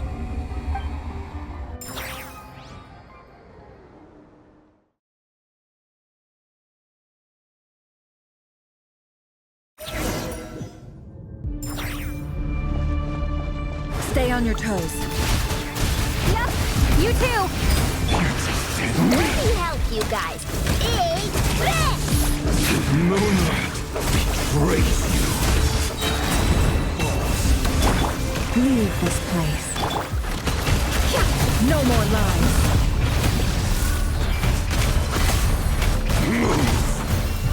The moonlight betrays. Be silent. To dust. Observe. Be silent. The deception ends here. Let's see what you're made of.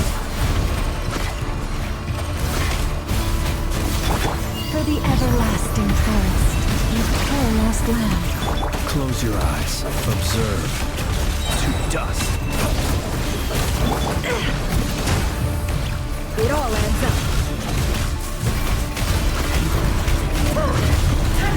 Begin with the moon, and so shall it end. The moon will protect you.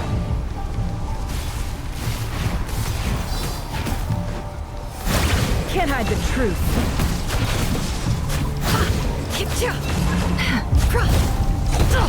Absurd.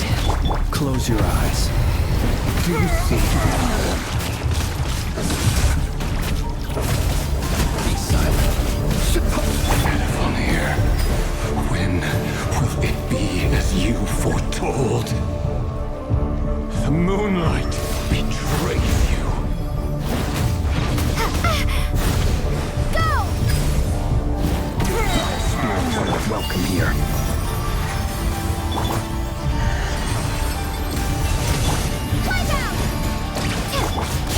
The mystery unravels. Let's see what you're made of.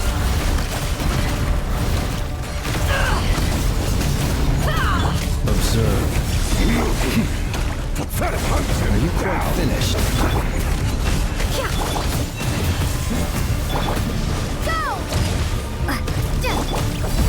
Steady now. Be silent. Observe. To dust now. It all adds up. For the everlasting forest, leave.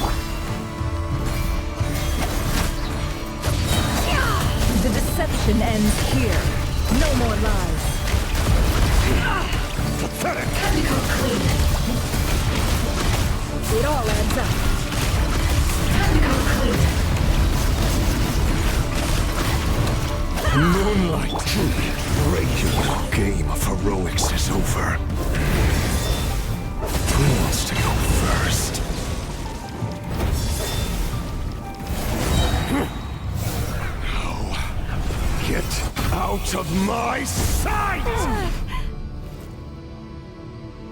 No! Death is We've been within my separated. grasp. You okay? Nefer, where are the others? Stuck outside the barrier. I guess he really doesn't like us. Run or die. I told you before.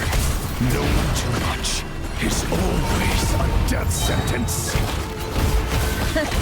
Be careful what you wish for.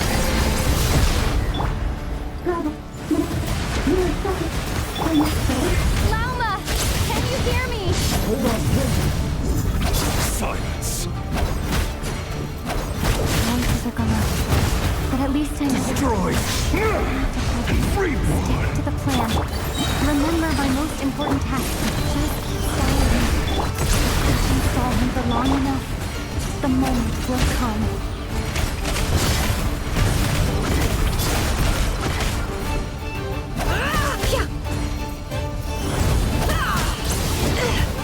Destroy. All ends up. Reborn. Go! No more lies. Seek within.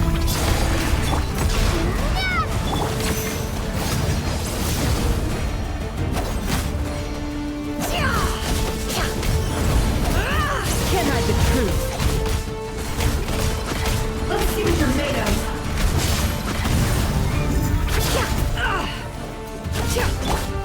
Go! The deception ends here. Let's see what you're made of. Bombs away! Water jet! It all adds up.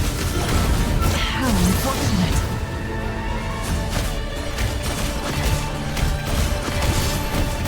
Can't hide the truth. It all adds up.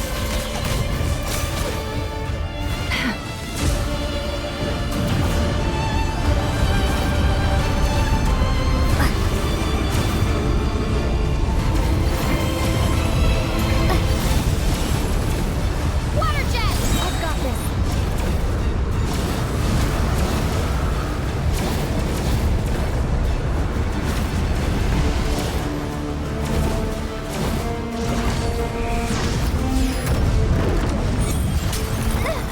The shield's broken. I can't keep this up. Don't push your luck. Your death is within my grasp.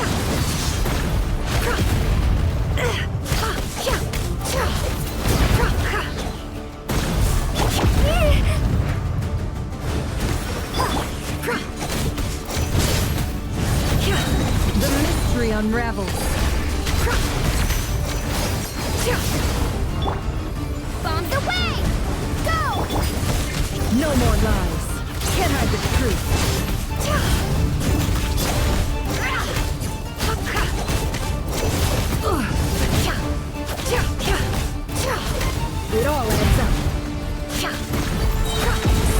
within. Time to go clean. How much power will it take? Go!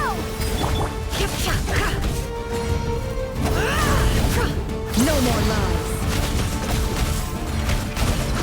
Time to go clean.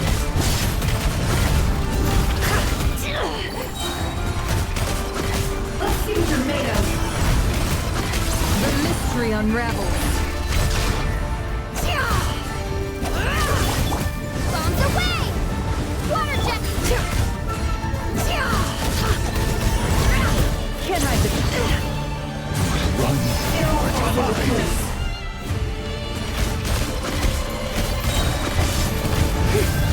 Let's see what you're made of. Seek within. No more lies.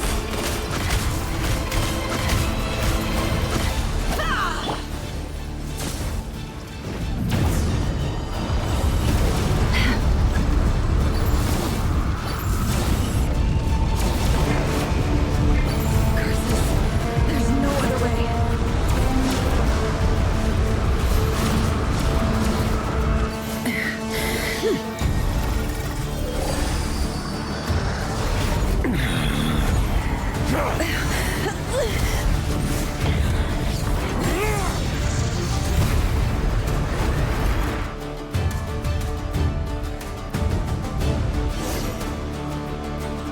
The only way to defeat Rerir is to borrow his own power. That means Columbina will have to disappear while you two bear the brunt of his attacks. You have to hold on. Find a way to keep him focused on killing the two of you.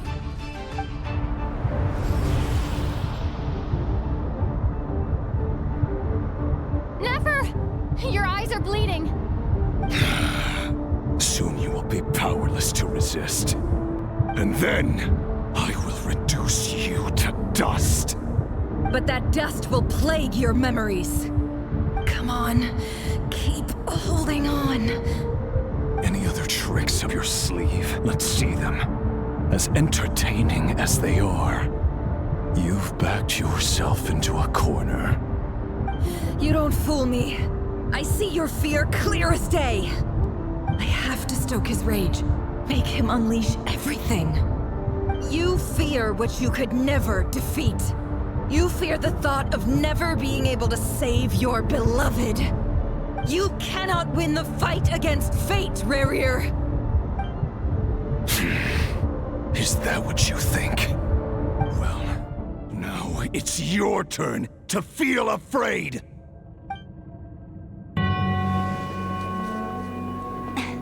You fear the sound of your own name? Is it us you hate? Or is it what you've become? Let's see what becomes of you!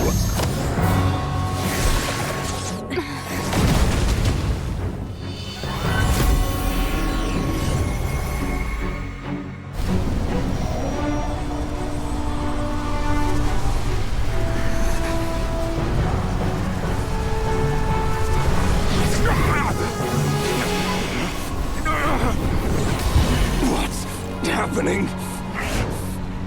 That power. I've seen it before.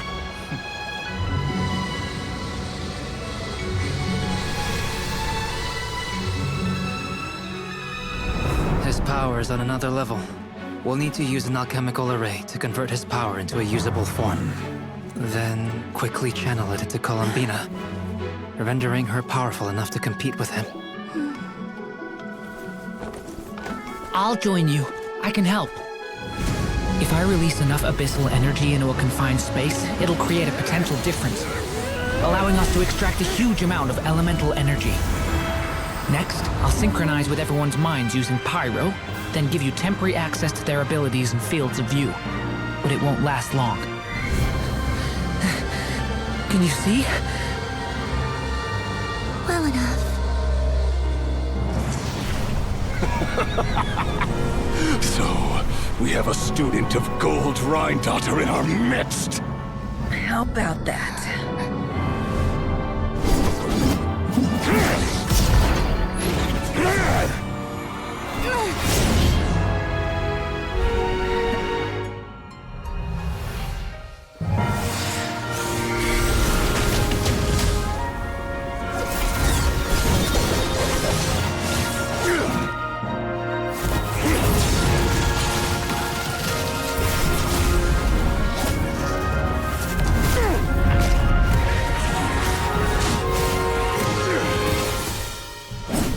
use my own power against me?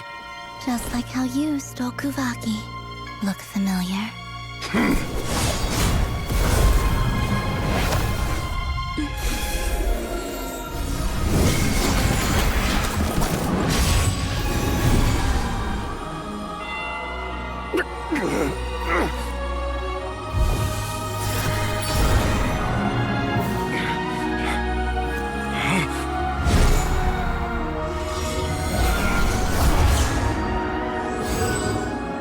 Don't you realize? You don't have the power to hold that gate open. I don't, but someone else does.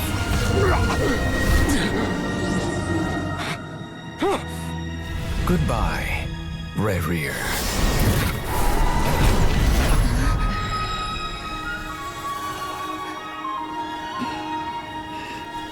We won.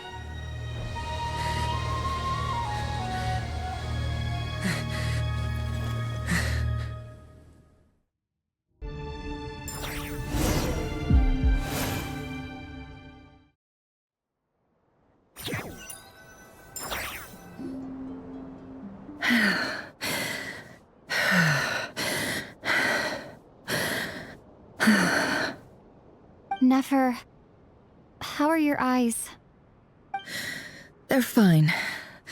Apart from the blindness, of course. It's not too late.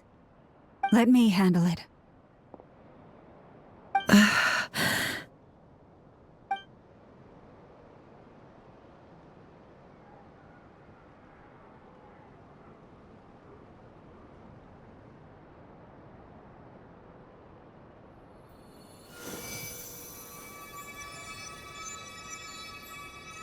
Miss Nefer, it's not like you to lose your composure. That was the most reckless thing I've ever seen you do. Reckless how? The situation was critical. Our lives were at stake. We had to do something. Even so. Okay. I guess you're right. Under the circumstances, it was a wise decision. You traded your eyes for an incredible victory. In business terms, I suppose that's a huge return on investment. I'd be hard-pressed to argue otherwise. Still, I don't like this outcome, and I don't want you to lose your sight for good. People suffer when they make sacrifices they shouldn't have to make, whether that means faith, strength, or in this case, your ability to even see. I had hoped you could win without sacrificing so much as a single hair on your head. Thank you. Really. All done. Don't try and open your eyes just yet. We'll see how you're doing in a couple of days. Until then, please follow your recovery plan to the letter. I'll send full details through Yehoda. For now, just get yourself home, relax, and rest. My dear friends, we have fought bravely and achieved a spectacular victory. A dark cloud has been lifted from the skies of Nodcry. All in this land will be grateful for what you have done.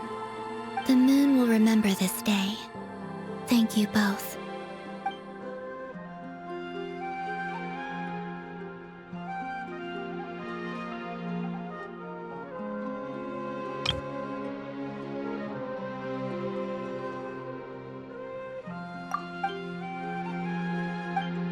There's something I want to let you know.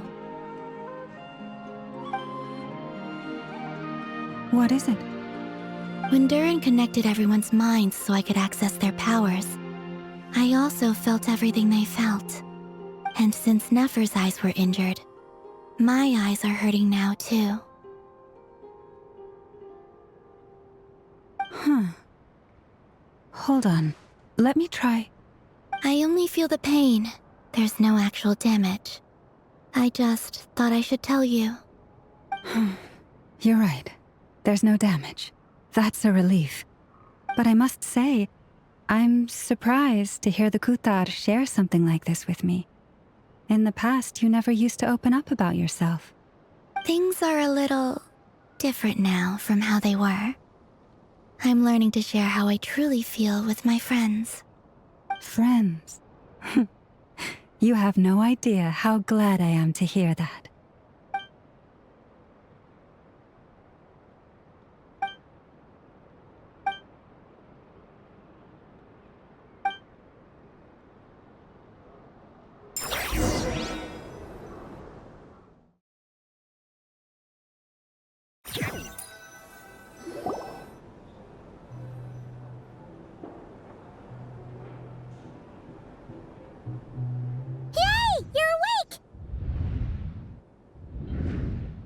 How are you feeling? Any aches and pains? Did you sleep well? I'm doing all right, Paimon. No need to worry about me.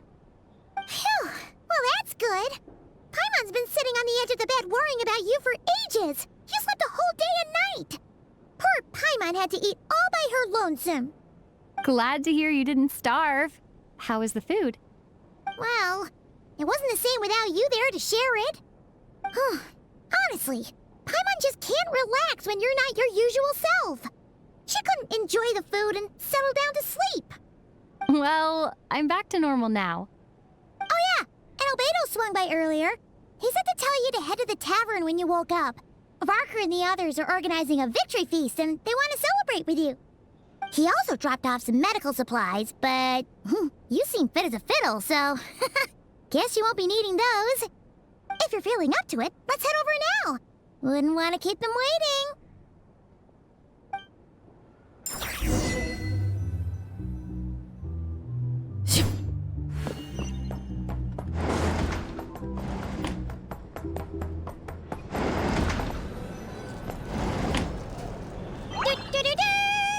We're here! Oh, Traveler and Paimon! Perfect timing! We were literally just saying how there's no way we're holding this victory feast without you any longer, and we would have postponed it till tomorrow. How are you feeling today? Much better, thanks. Don't worry about me. Relieved to hear it. If that changes, just let me know. Happy to check you over at any time. Yep, we're here for you. Anything you need, just let us know. Oh wait, where's Nefer? How are her eyes doing? Nefer's right over there. I'm sure she'd love to catch up with you.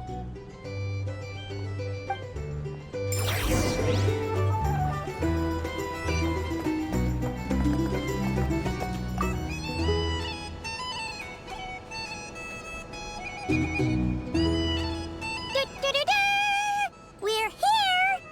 Oh, Traveler and Paimon! Perfect! How are you feeling? Much better. Relieved to hear. Yep. Oh wait, where's Nefer? How are her eyes? Nefer's right over. I'm sure she'd.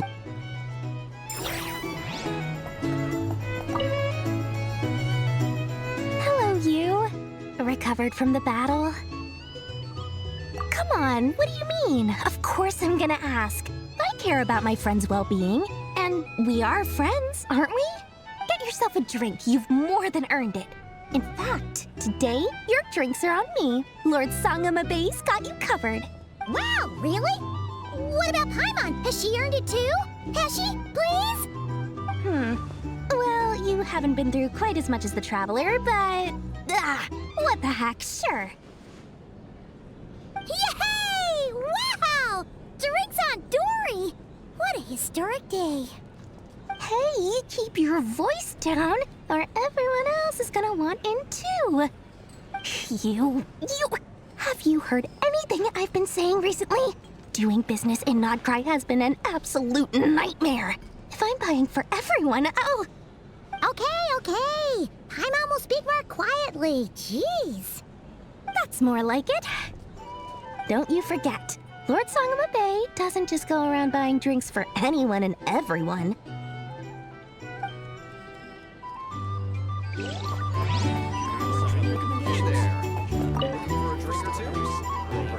I thought of 1,000 ways to congratulate you, but now you're here, words are failing me. The honorary knight stuns them speechless once again. Well said. The honorary knight showed us all how it's done. The other knights told me that Mondstadt was the first stop on your journey. All of us are truly delighted to count you as our friend. I'd like to thank you for supporting the Knights of Favonius, and also for helping us save Nodcry. Nonsense! Of course I'm gonna mention it. This is more than just business. It's a relationship. And there can be no relationship without showing gratitude where it's due.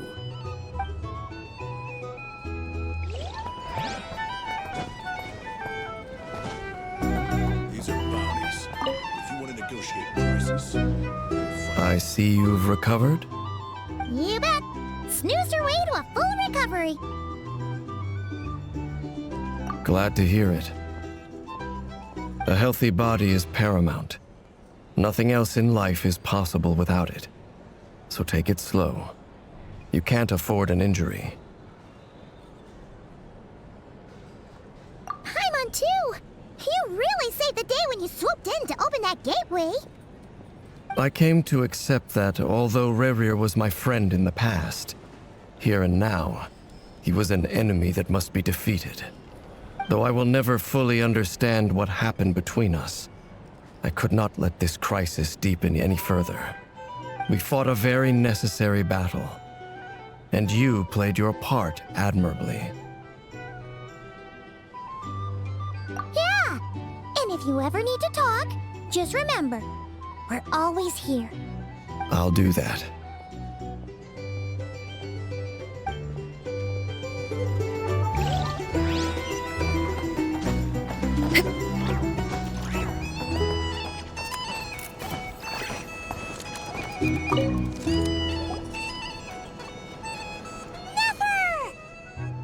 Traveler, Paimon, are you recovering well? Turns out that moon chanter has some real talent after all. My eyes were mostly recovered after just a couple days' rest. I can actually open them again now. Yeah, but you gotta be careful. Lauma says not to strain your eyes while they're still healing. Yes, thank you. I'm well aware. Yehoda, could I borrow you for a moment? I could do with an extra pair of hands. Oh, sure. Coming. Did you hear that? I gotta go help Lauma for a second. You guys chat among yourselves. I'll grab us some drinks on the way back. Paimon, you still like them sweet? You bet. Make it extra sweet, because Paimon's earned it. Sure thing.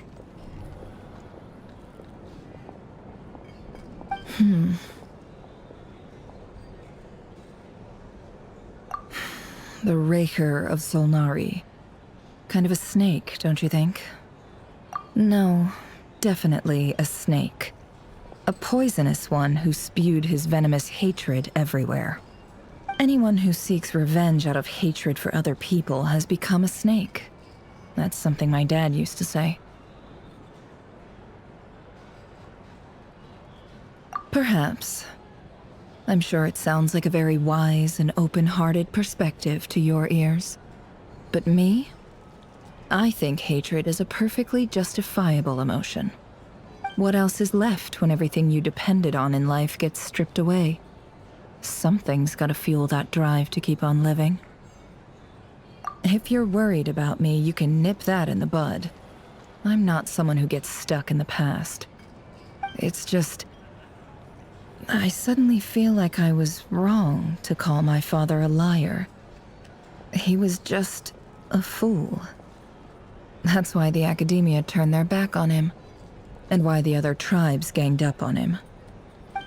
Oh, Father. How much better things could have been if you were a skilled liar.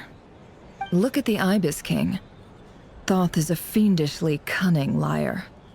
And yet, strangely, he feels more like a father to me than my real dad ever was. He's never brought it up, but I'd bet he feels the same way.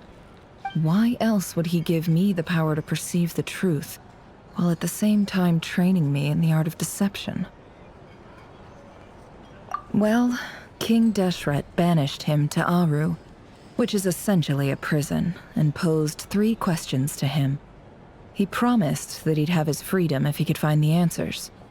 His response was to take on a physical form and approach me, hoping that I could become his envoy and search for one of the answers on his behalf. Did he really think I'd fall for that? He's stuck there. He can't make me return what he gave to me. So that's enough for you to decide he's nice, is it? He's a prisoner, and he was scared. So he decided to perform some good deeds to win people's approval. He lives in fear because he's a deceiver. How is Rerir any different? You can't work as a spy your whole life and expect a happy ending. It's preposterous. Yet I can't say I don't understand it. Liars live in the darkness of their own making. But it's still human nature to want to go on living. They say that a liar's soul is the most worthless thing in the world. What do you think? Good. If you understand that, it means you're smart, and you see things objectively. If you ask me, the soul of a liar really is worth nothing, because all they care about is themselves. For example, when something good falls into my lap, I don't go sharing the news around. Stops other people trying to steal it from me.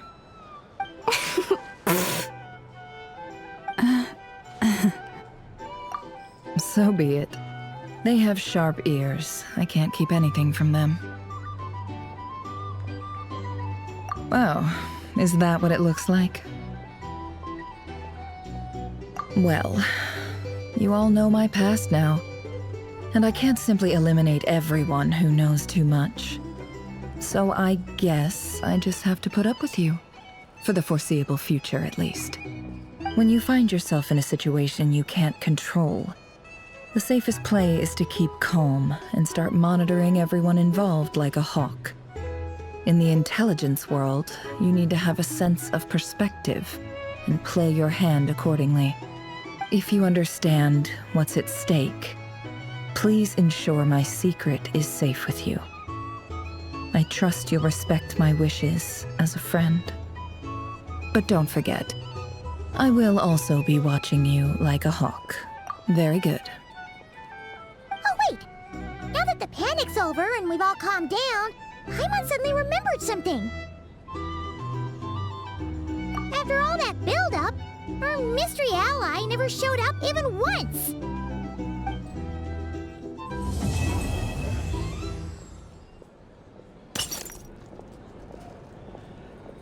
Huh? Am I imagining things?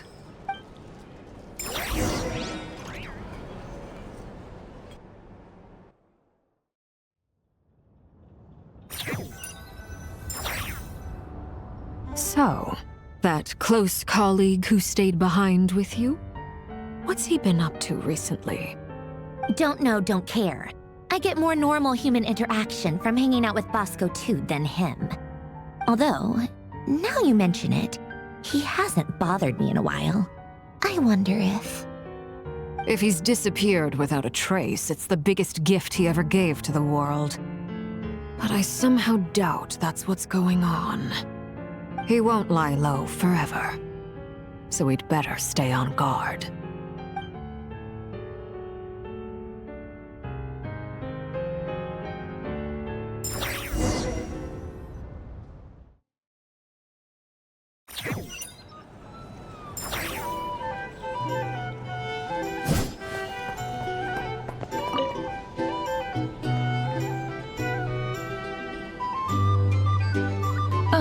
Lord Sangama Bay. How lovely to see you. I must thank you for the device you provided. It was an enormous help. Would I be right in thinking that it was developed by the Academia? Why come and ask me when you clearly know already? I mostly came to thank you. That's more like it. A little gratitude goes a long way with Lord Sangama Bay. Play your cards right, and you might even stand a chance of becoming my long-term supplier. The chance to work with such a kind and charitable investor as yourself would be a great honor for the Curatorium. Huh? Charitable? Who said anything about charity? First time hearing about it. Let's see. The first plot of land you purchased in Nodcry, your desert interests, and... Stop! What do you think you're doing? Exposing my investment history! It's nothing to hide from. They're all perfectly legitimate investments. And some of the land you purchased was with the intent of building a sanctuary? Yes, I heard about that too. How did you... You're a curious case, Lord Sangamabe. You don't like people finding out about your good deeds, do you? But I'm afraid no matter how hard you try to keep things under wraps, where there's a will, there's a way. You did it for Sumeru, didn't you? It was empty land that was gonna go to waste otherwise. I figured if I built something there, it might at least get some use in an emergency. Disasters are capricious things. They strike without any warning. I've lost family to a disaster before, and I don't want to lose any friends or business partners if I can help it. My elder sister used to dream of finding a sanctuary. Somewhere with plenty of food, water, and medicine. Where everyone could live happy lives. It was something I looked into, but after discussing things with the Dendro Archon, I decided on a more effective strategy. The tech people handled the tech, and Moneybags provided the Mora. It just made the most sense. It's a pity that so few people know the truth about you. Everyone says that you view everything in terms of Mora, and all you care about is growing your own wealth. So, what's the problem with that? Everyone wants to be rich. It's human nature. So yes, I love Mora, and it's nothing to be ashamed of. But surely you have dreams of your own beyond just making Mora. You don't get it, do you? My dream is to invest in other people's dreams. And, you know, make a nice little slice for myself along the way. Just thinking about it makes me happy. That sweet, sweet sound of Mora. Thank you. For the device? And the pendant. Oh, that. I was just returning a favor. Don't worry about it. Seems like we've both been away from home for a very long time. Yeah. So long that I barely remember what my family even looked like. That would be your mother, father, and sister? Yeah, though it's been years since my sister passed away. It's not like I want to forget them, obviously, but memory can be even more ruthless than the most calculating business person. Beyond a certain point, if something isn't helping you, it just gets rid of it. My sister can't help me now. Slowly but surely, her face is fading from my mind's eye. It's become a vague impression. Not everything will fade. When loved ones pass away, the beautiful memories are the ones that last the longest. Yeah, that's true. If you ask me, that's the one silver lining in all of it. Well, that, plus, I'm sure that life is much better now than it was back then. Oh, absolutely. I have tons of Mora, a big beautiful house, business is booming, and I'm as happy as can be. You've got a lot going for you too. Boss of the Curatorium of Secrets? I'm sure there's plenty of Mora to be made in that line of work. I appreciate the vote of confidence.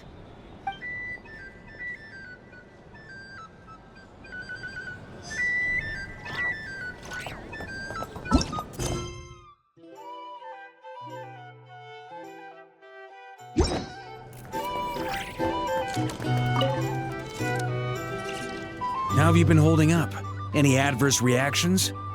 If you start to take a turn for the worse, make sure you tell me right away. You don't need to worry about me, Grandmaster. I'm fine. I mean, I barely did anything, so... What? You're too humble, young man. You played an indispensable role in the battle for Nodcry. We can't thank you enough for your support. Sometimes, when people praise you, it's because you deserve it. The best thing is to accept it calmly and with grace. It's important to learn how to respond to words of admiration. Let's do a quick demonstration. Albedo, that was an incredible feat of alchemy. The pressure was on, but you worked flawlessly at lightning speed to get the job done. Thank you. I can't take all the credit, though. Durin played a big part in forming the alchemical array. See? Did you catch that? A masterclass in how to take a compliment.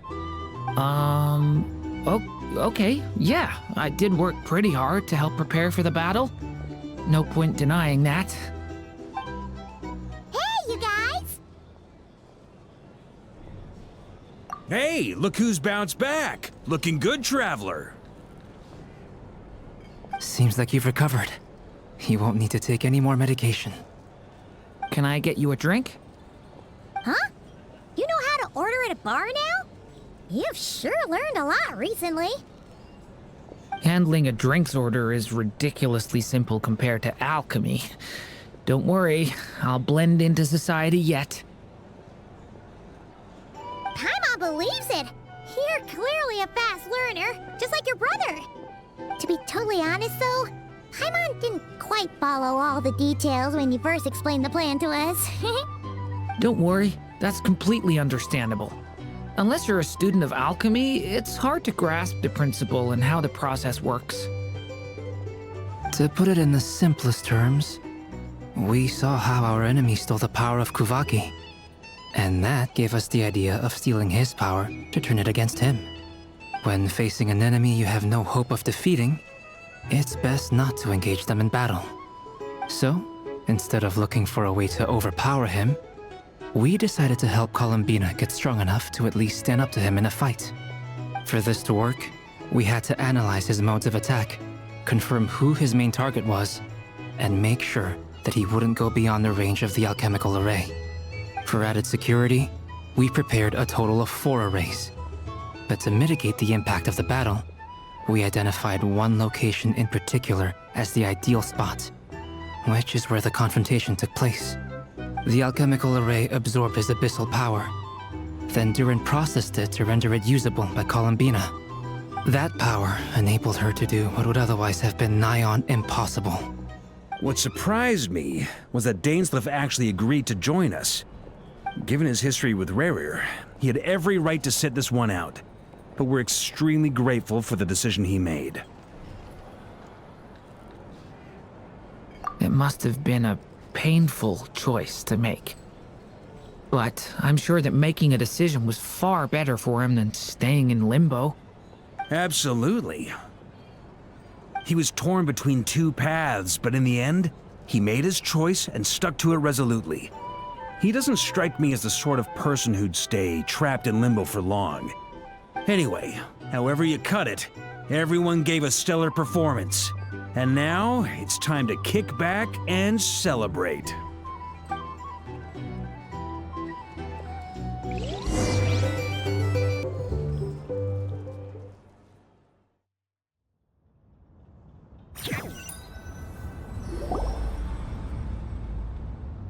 That's the only reason you're here. Yes. I've thought a lot about it. And I've realized that you, me, and Arlecchino should be friends. I think this is very important. So I felt I had to come and tell you. Well, this is a new one. I'm so moved. I can't even hold my teacup. If that's all, you can leave now. Do you not want to be friends with me? Or is it that you prefer being co-workers? What is this, Columbina? Are you deliberately testing my patience threshold? Right now, my politeness module is active. But if you say another word, I swear I'll shut it down. If your politeness module was active, wouldn't you say the word please at some point? Polonia, please see Lady Columbina to the door. Will you still invite me to your next tea party? What? Yes, I think you will. Bye-bye, dear Sandrone.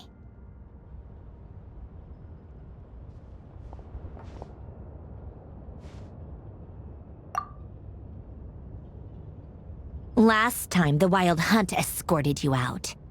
Would you rather I handled it myself this time? We just wanted to, see how you were doing now that it's all over. Why? Out of concern for my safety? I hope you didn't seriously think that the Rerir of Solnari would be able to lay so much as a finger upon me, given how prepared I was. Mostly because you kind of helped us out, so we just wanted to check you were okay. Looks like all your robots are fixed, huh? Oh, don't you worry about that. Tea time is already a write-off. The visitor before you managed to kill my appetite. If you're in the mood for tea, go ahead and help yourself. Otherwise, it's going to waste. My coasters are still missing in action, though. Use this notebook instead. Whoa! Pretty hefty notebook. Look at all those calculations. You can ignore those. They're just dumb scribblings. I doodle and write in my free time. Sometimes I remember the distant, dreamlike past. Sometimes I imagine the far-flung future. And other times, I grit my teeth and note down all the crazy nonsense going on in the present.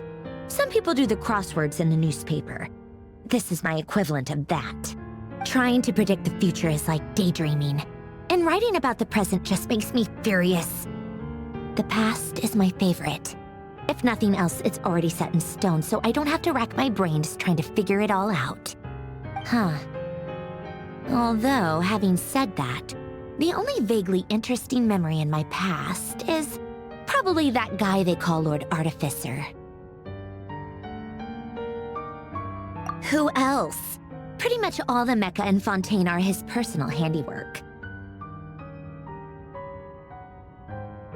Wait, are you saying you know him? Like, personally? As a friend? I mean, I guess we were friendly enough. Yep.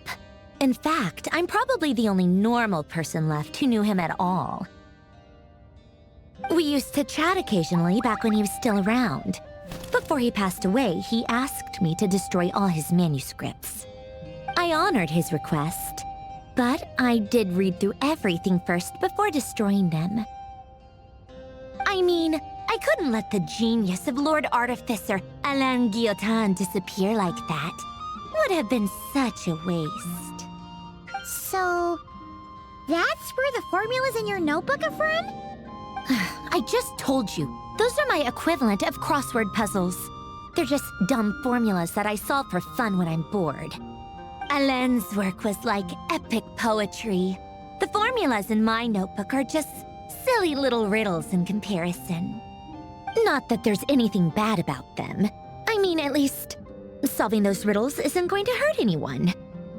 Except me, 'cause I lose a few brain cells in the process. Anyway, while we're on the topic, I might as well tell you about what happened to him and his friends. Alain Guillotin had two close buddies, René and Jacob. They spent their childhood years together in the Narzissenkreuz Institute. They were all quite competitive, so there was some rivalry between them, but it was a friendly rivalry. But beneath the friendship and the rivalry ran something deeper, a sense of nostalgia for the past. Unfortunately, childhood would end. The prophecy would come true, the apocalypse would arrive, and the future would never be. A mad dream that would normally only capture the minds of lunatics began to take root in their hearts. A dream of saving the world.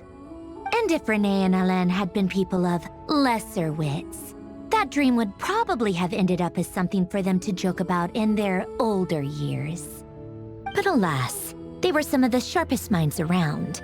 They nurtured that dream with the full power of their intellect, and it grew into something that ate away at their souls. The first of them to fall under its spell was René. Against Alain's wishes, he persisted in experimenting on a mutual friend of theirs to try and save their life. Alain did not approve and parted ways with René. It's complicated. Alain wanted to believe that René only did what he did for the sake of their friendship. But when he told me about what happened, I could tell he still had some suspicions about René's motives. Perhaps the seed that would grow into a nightmare had already sprouted in René's mind. Even then. The next time they met, René's soul had been completely engulfed by the dream of salvation. His futile attempt to change the tide of fate only resulted in a wave that swallowed up the world, even before the apocalypse came. And although that wave died down eventually, I hear that it just recently came back with a vengeance. As I understand, René wanted to live out his dream of salvation once more. But I'm told that the attempted resurgence finally died out for good. At long last, Renee awoke from his deluded dream. Though of course by then it was far too late. What do you think of Renee? Do you admire his transcendent genius? His view that any price was worth paying to achieve the lofty goal of saving the world? Or do you despise him? Dismiss him as an evil madman who wrought havoc on the lives of everyone around him as he pursued his delusional dream? Same difference, really. Just a matter of perspective.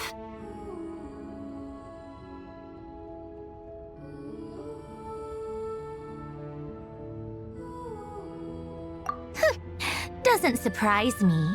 You share one thing in common, after all. You both want to be the savior. The only difference is, your dream came true, and his... well, he wasn't the one who made it come true.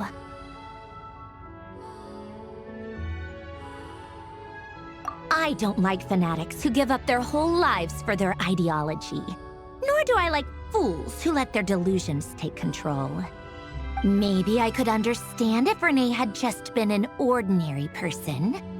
But he had a sage-like intellect, and still managed to get himself lost in a labyrinth of his own desires.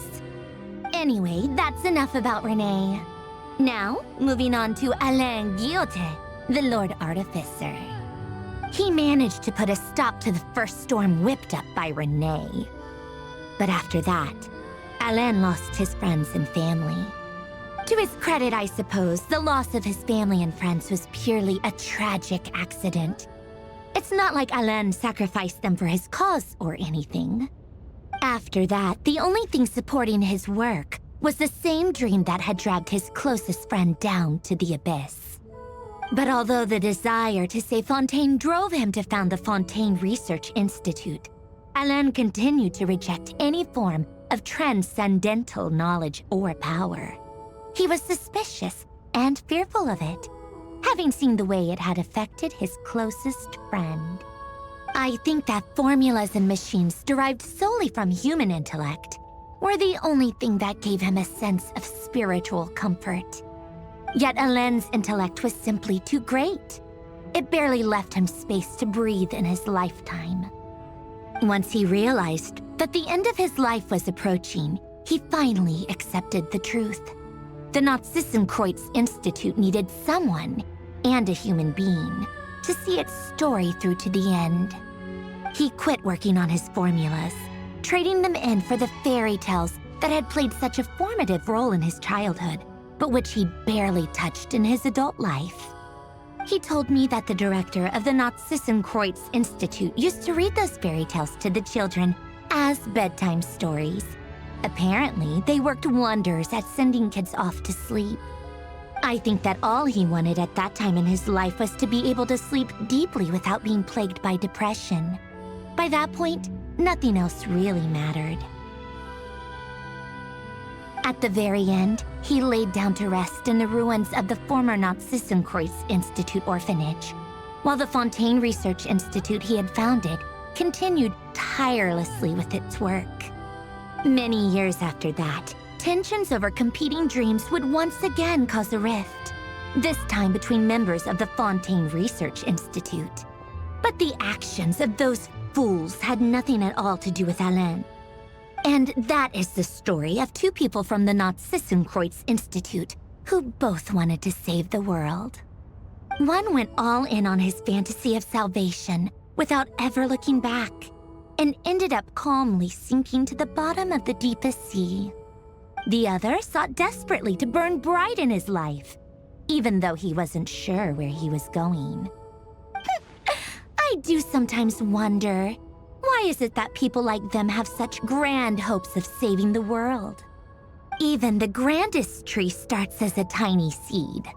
So perhaps, for each of them, their mission to save the world began with a very simple desire: to save themselves. They were young children with friends and family who mattered to them, desires to explore the meaning of life, ambitions to have a successful career. They didn't want to see all of that taken away in one fell swoop. Or maybe they just wanted to find something to anchor themselves within the chaos, to stop them getting quietly swept away by the storms of life. But instead, the search for their own salvation took them down the rocky road laid out by fate. Do you think the desire to save oneself is enough of a justification to try and save the world? The way you said that sounded just like Alain.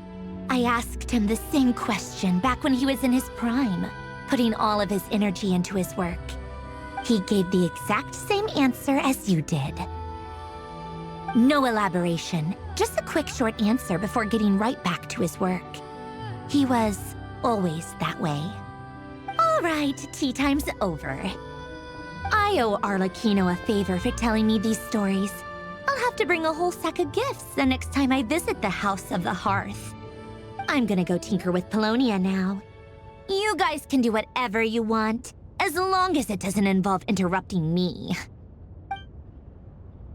Polonia, exit hibernation mode. Begin diagnostics.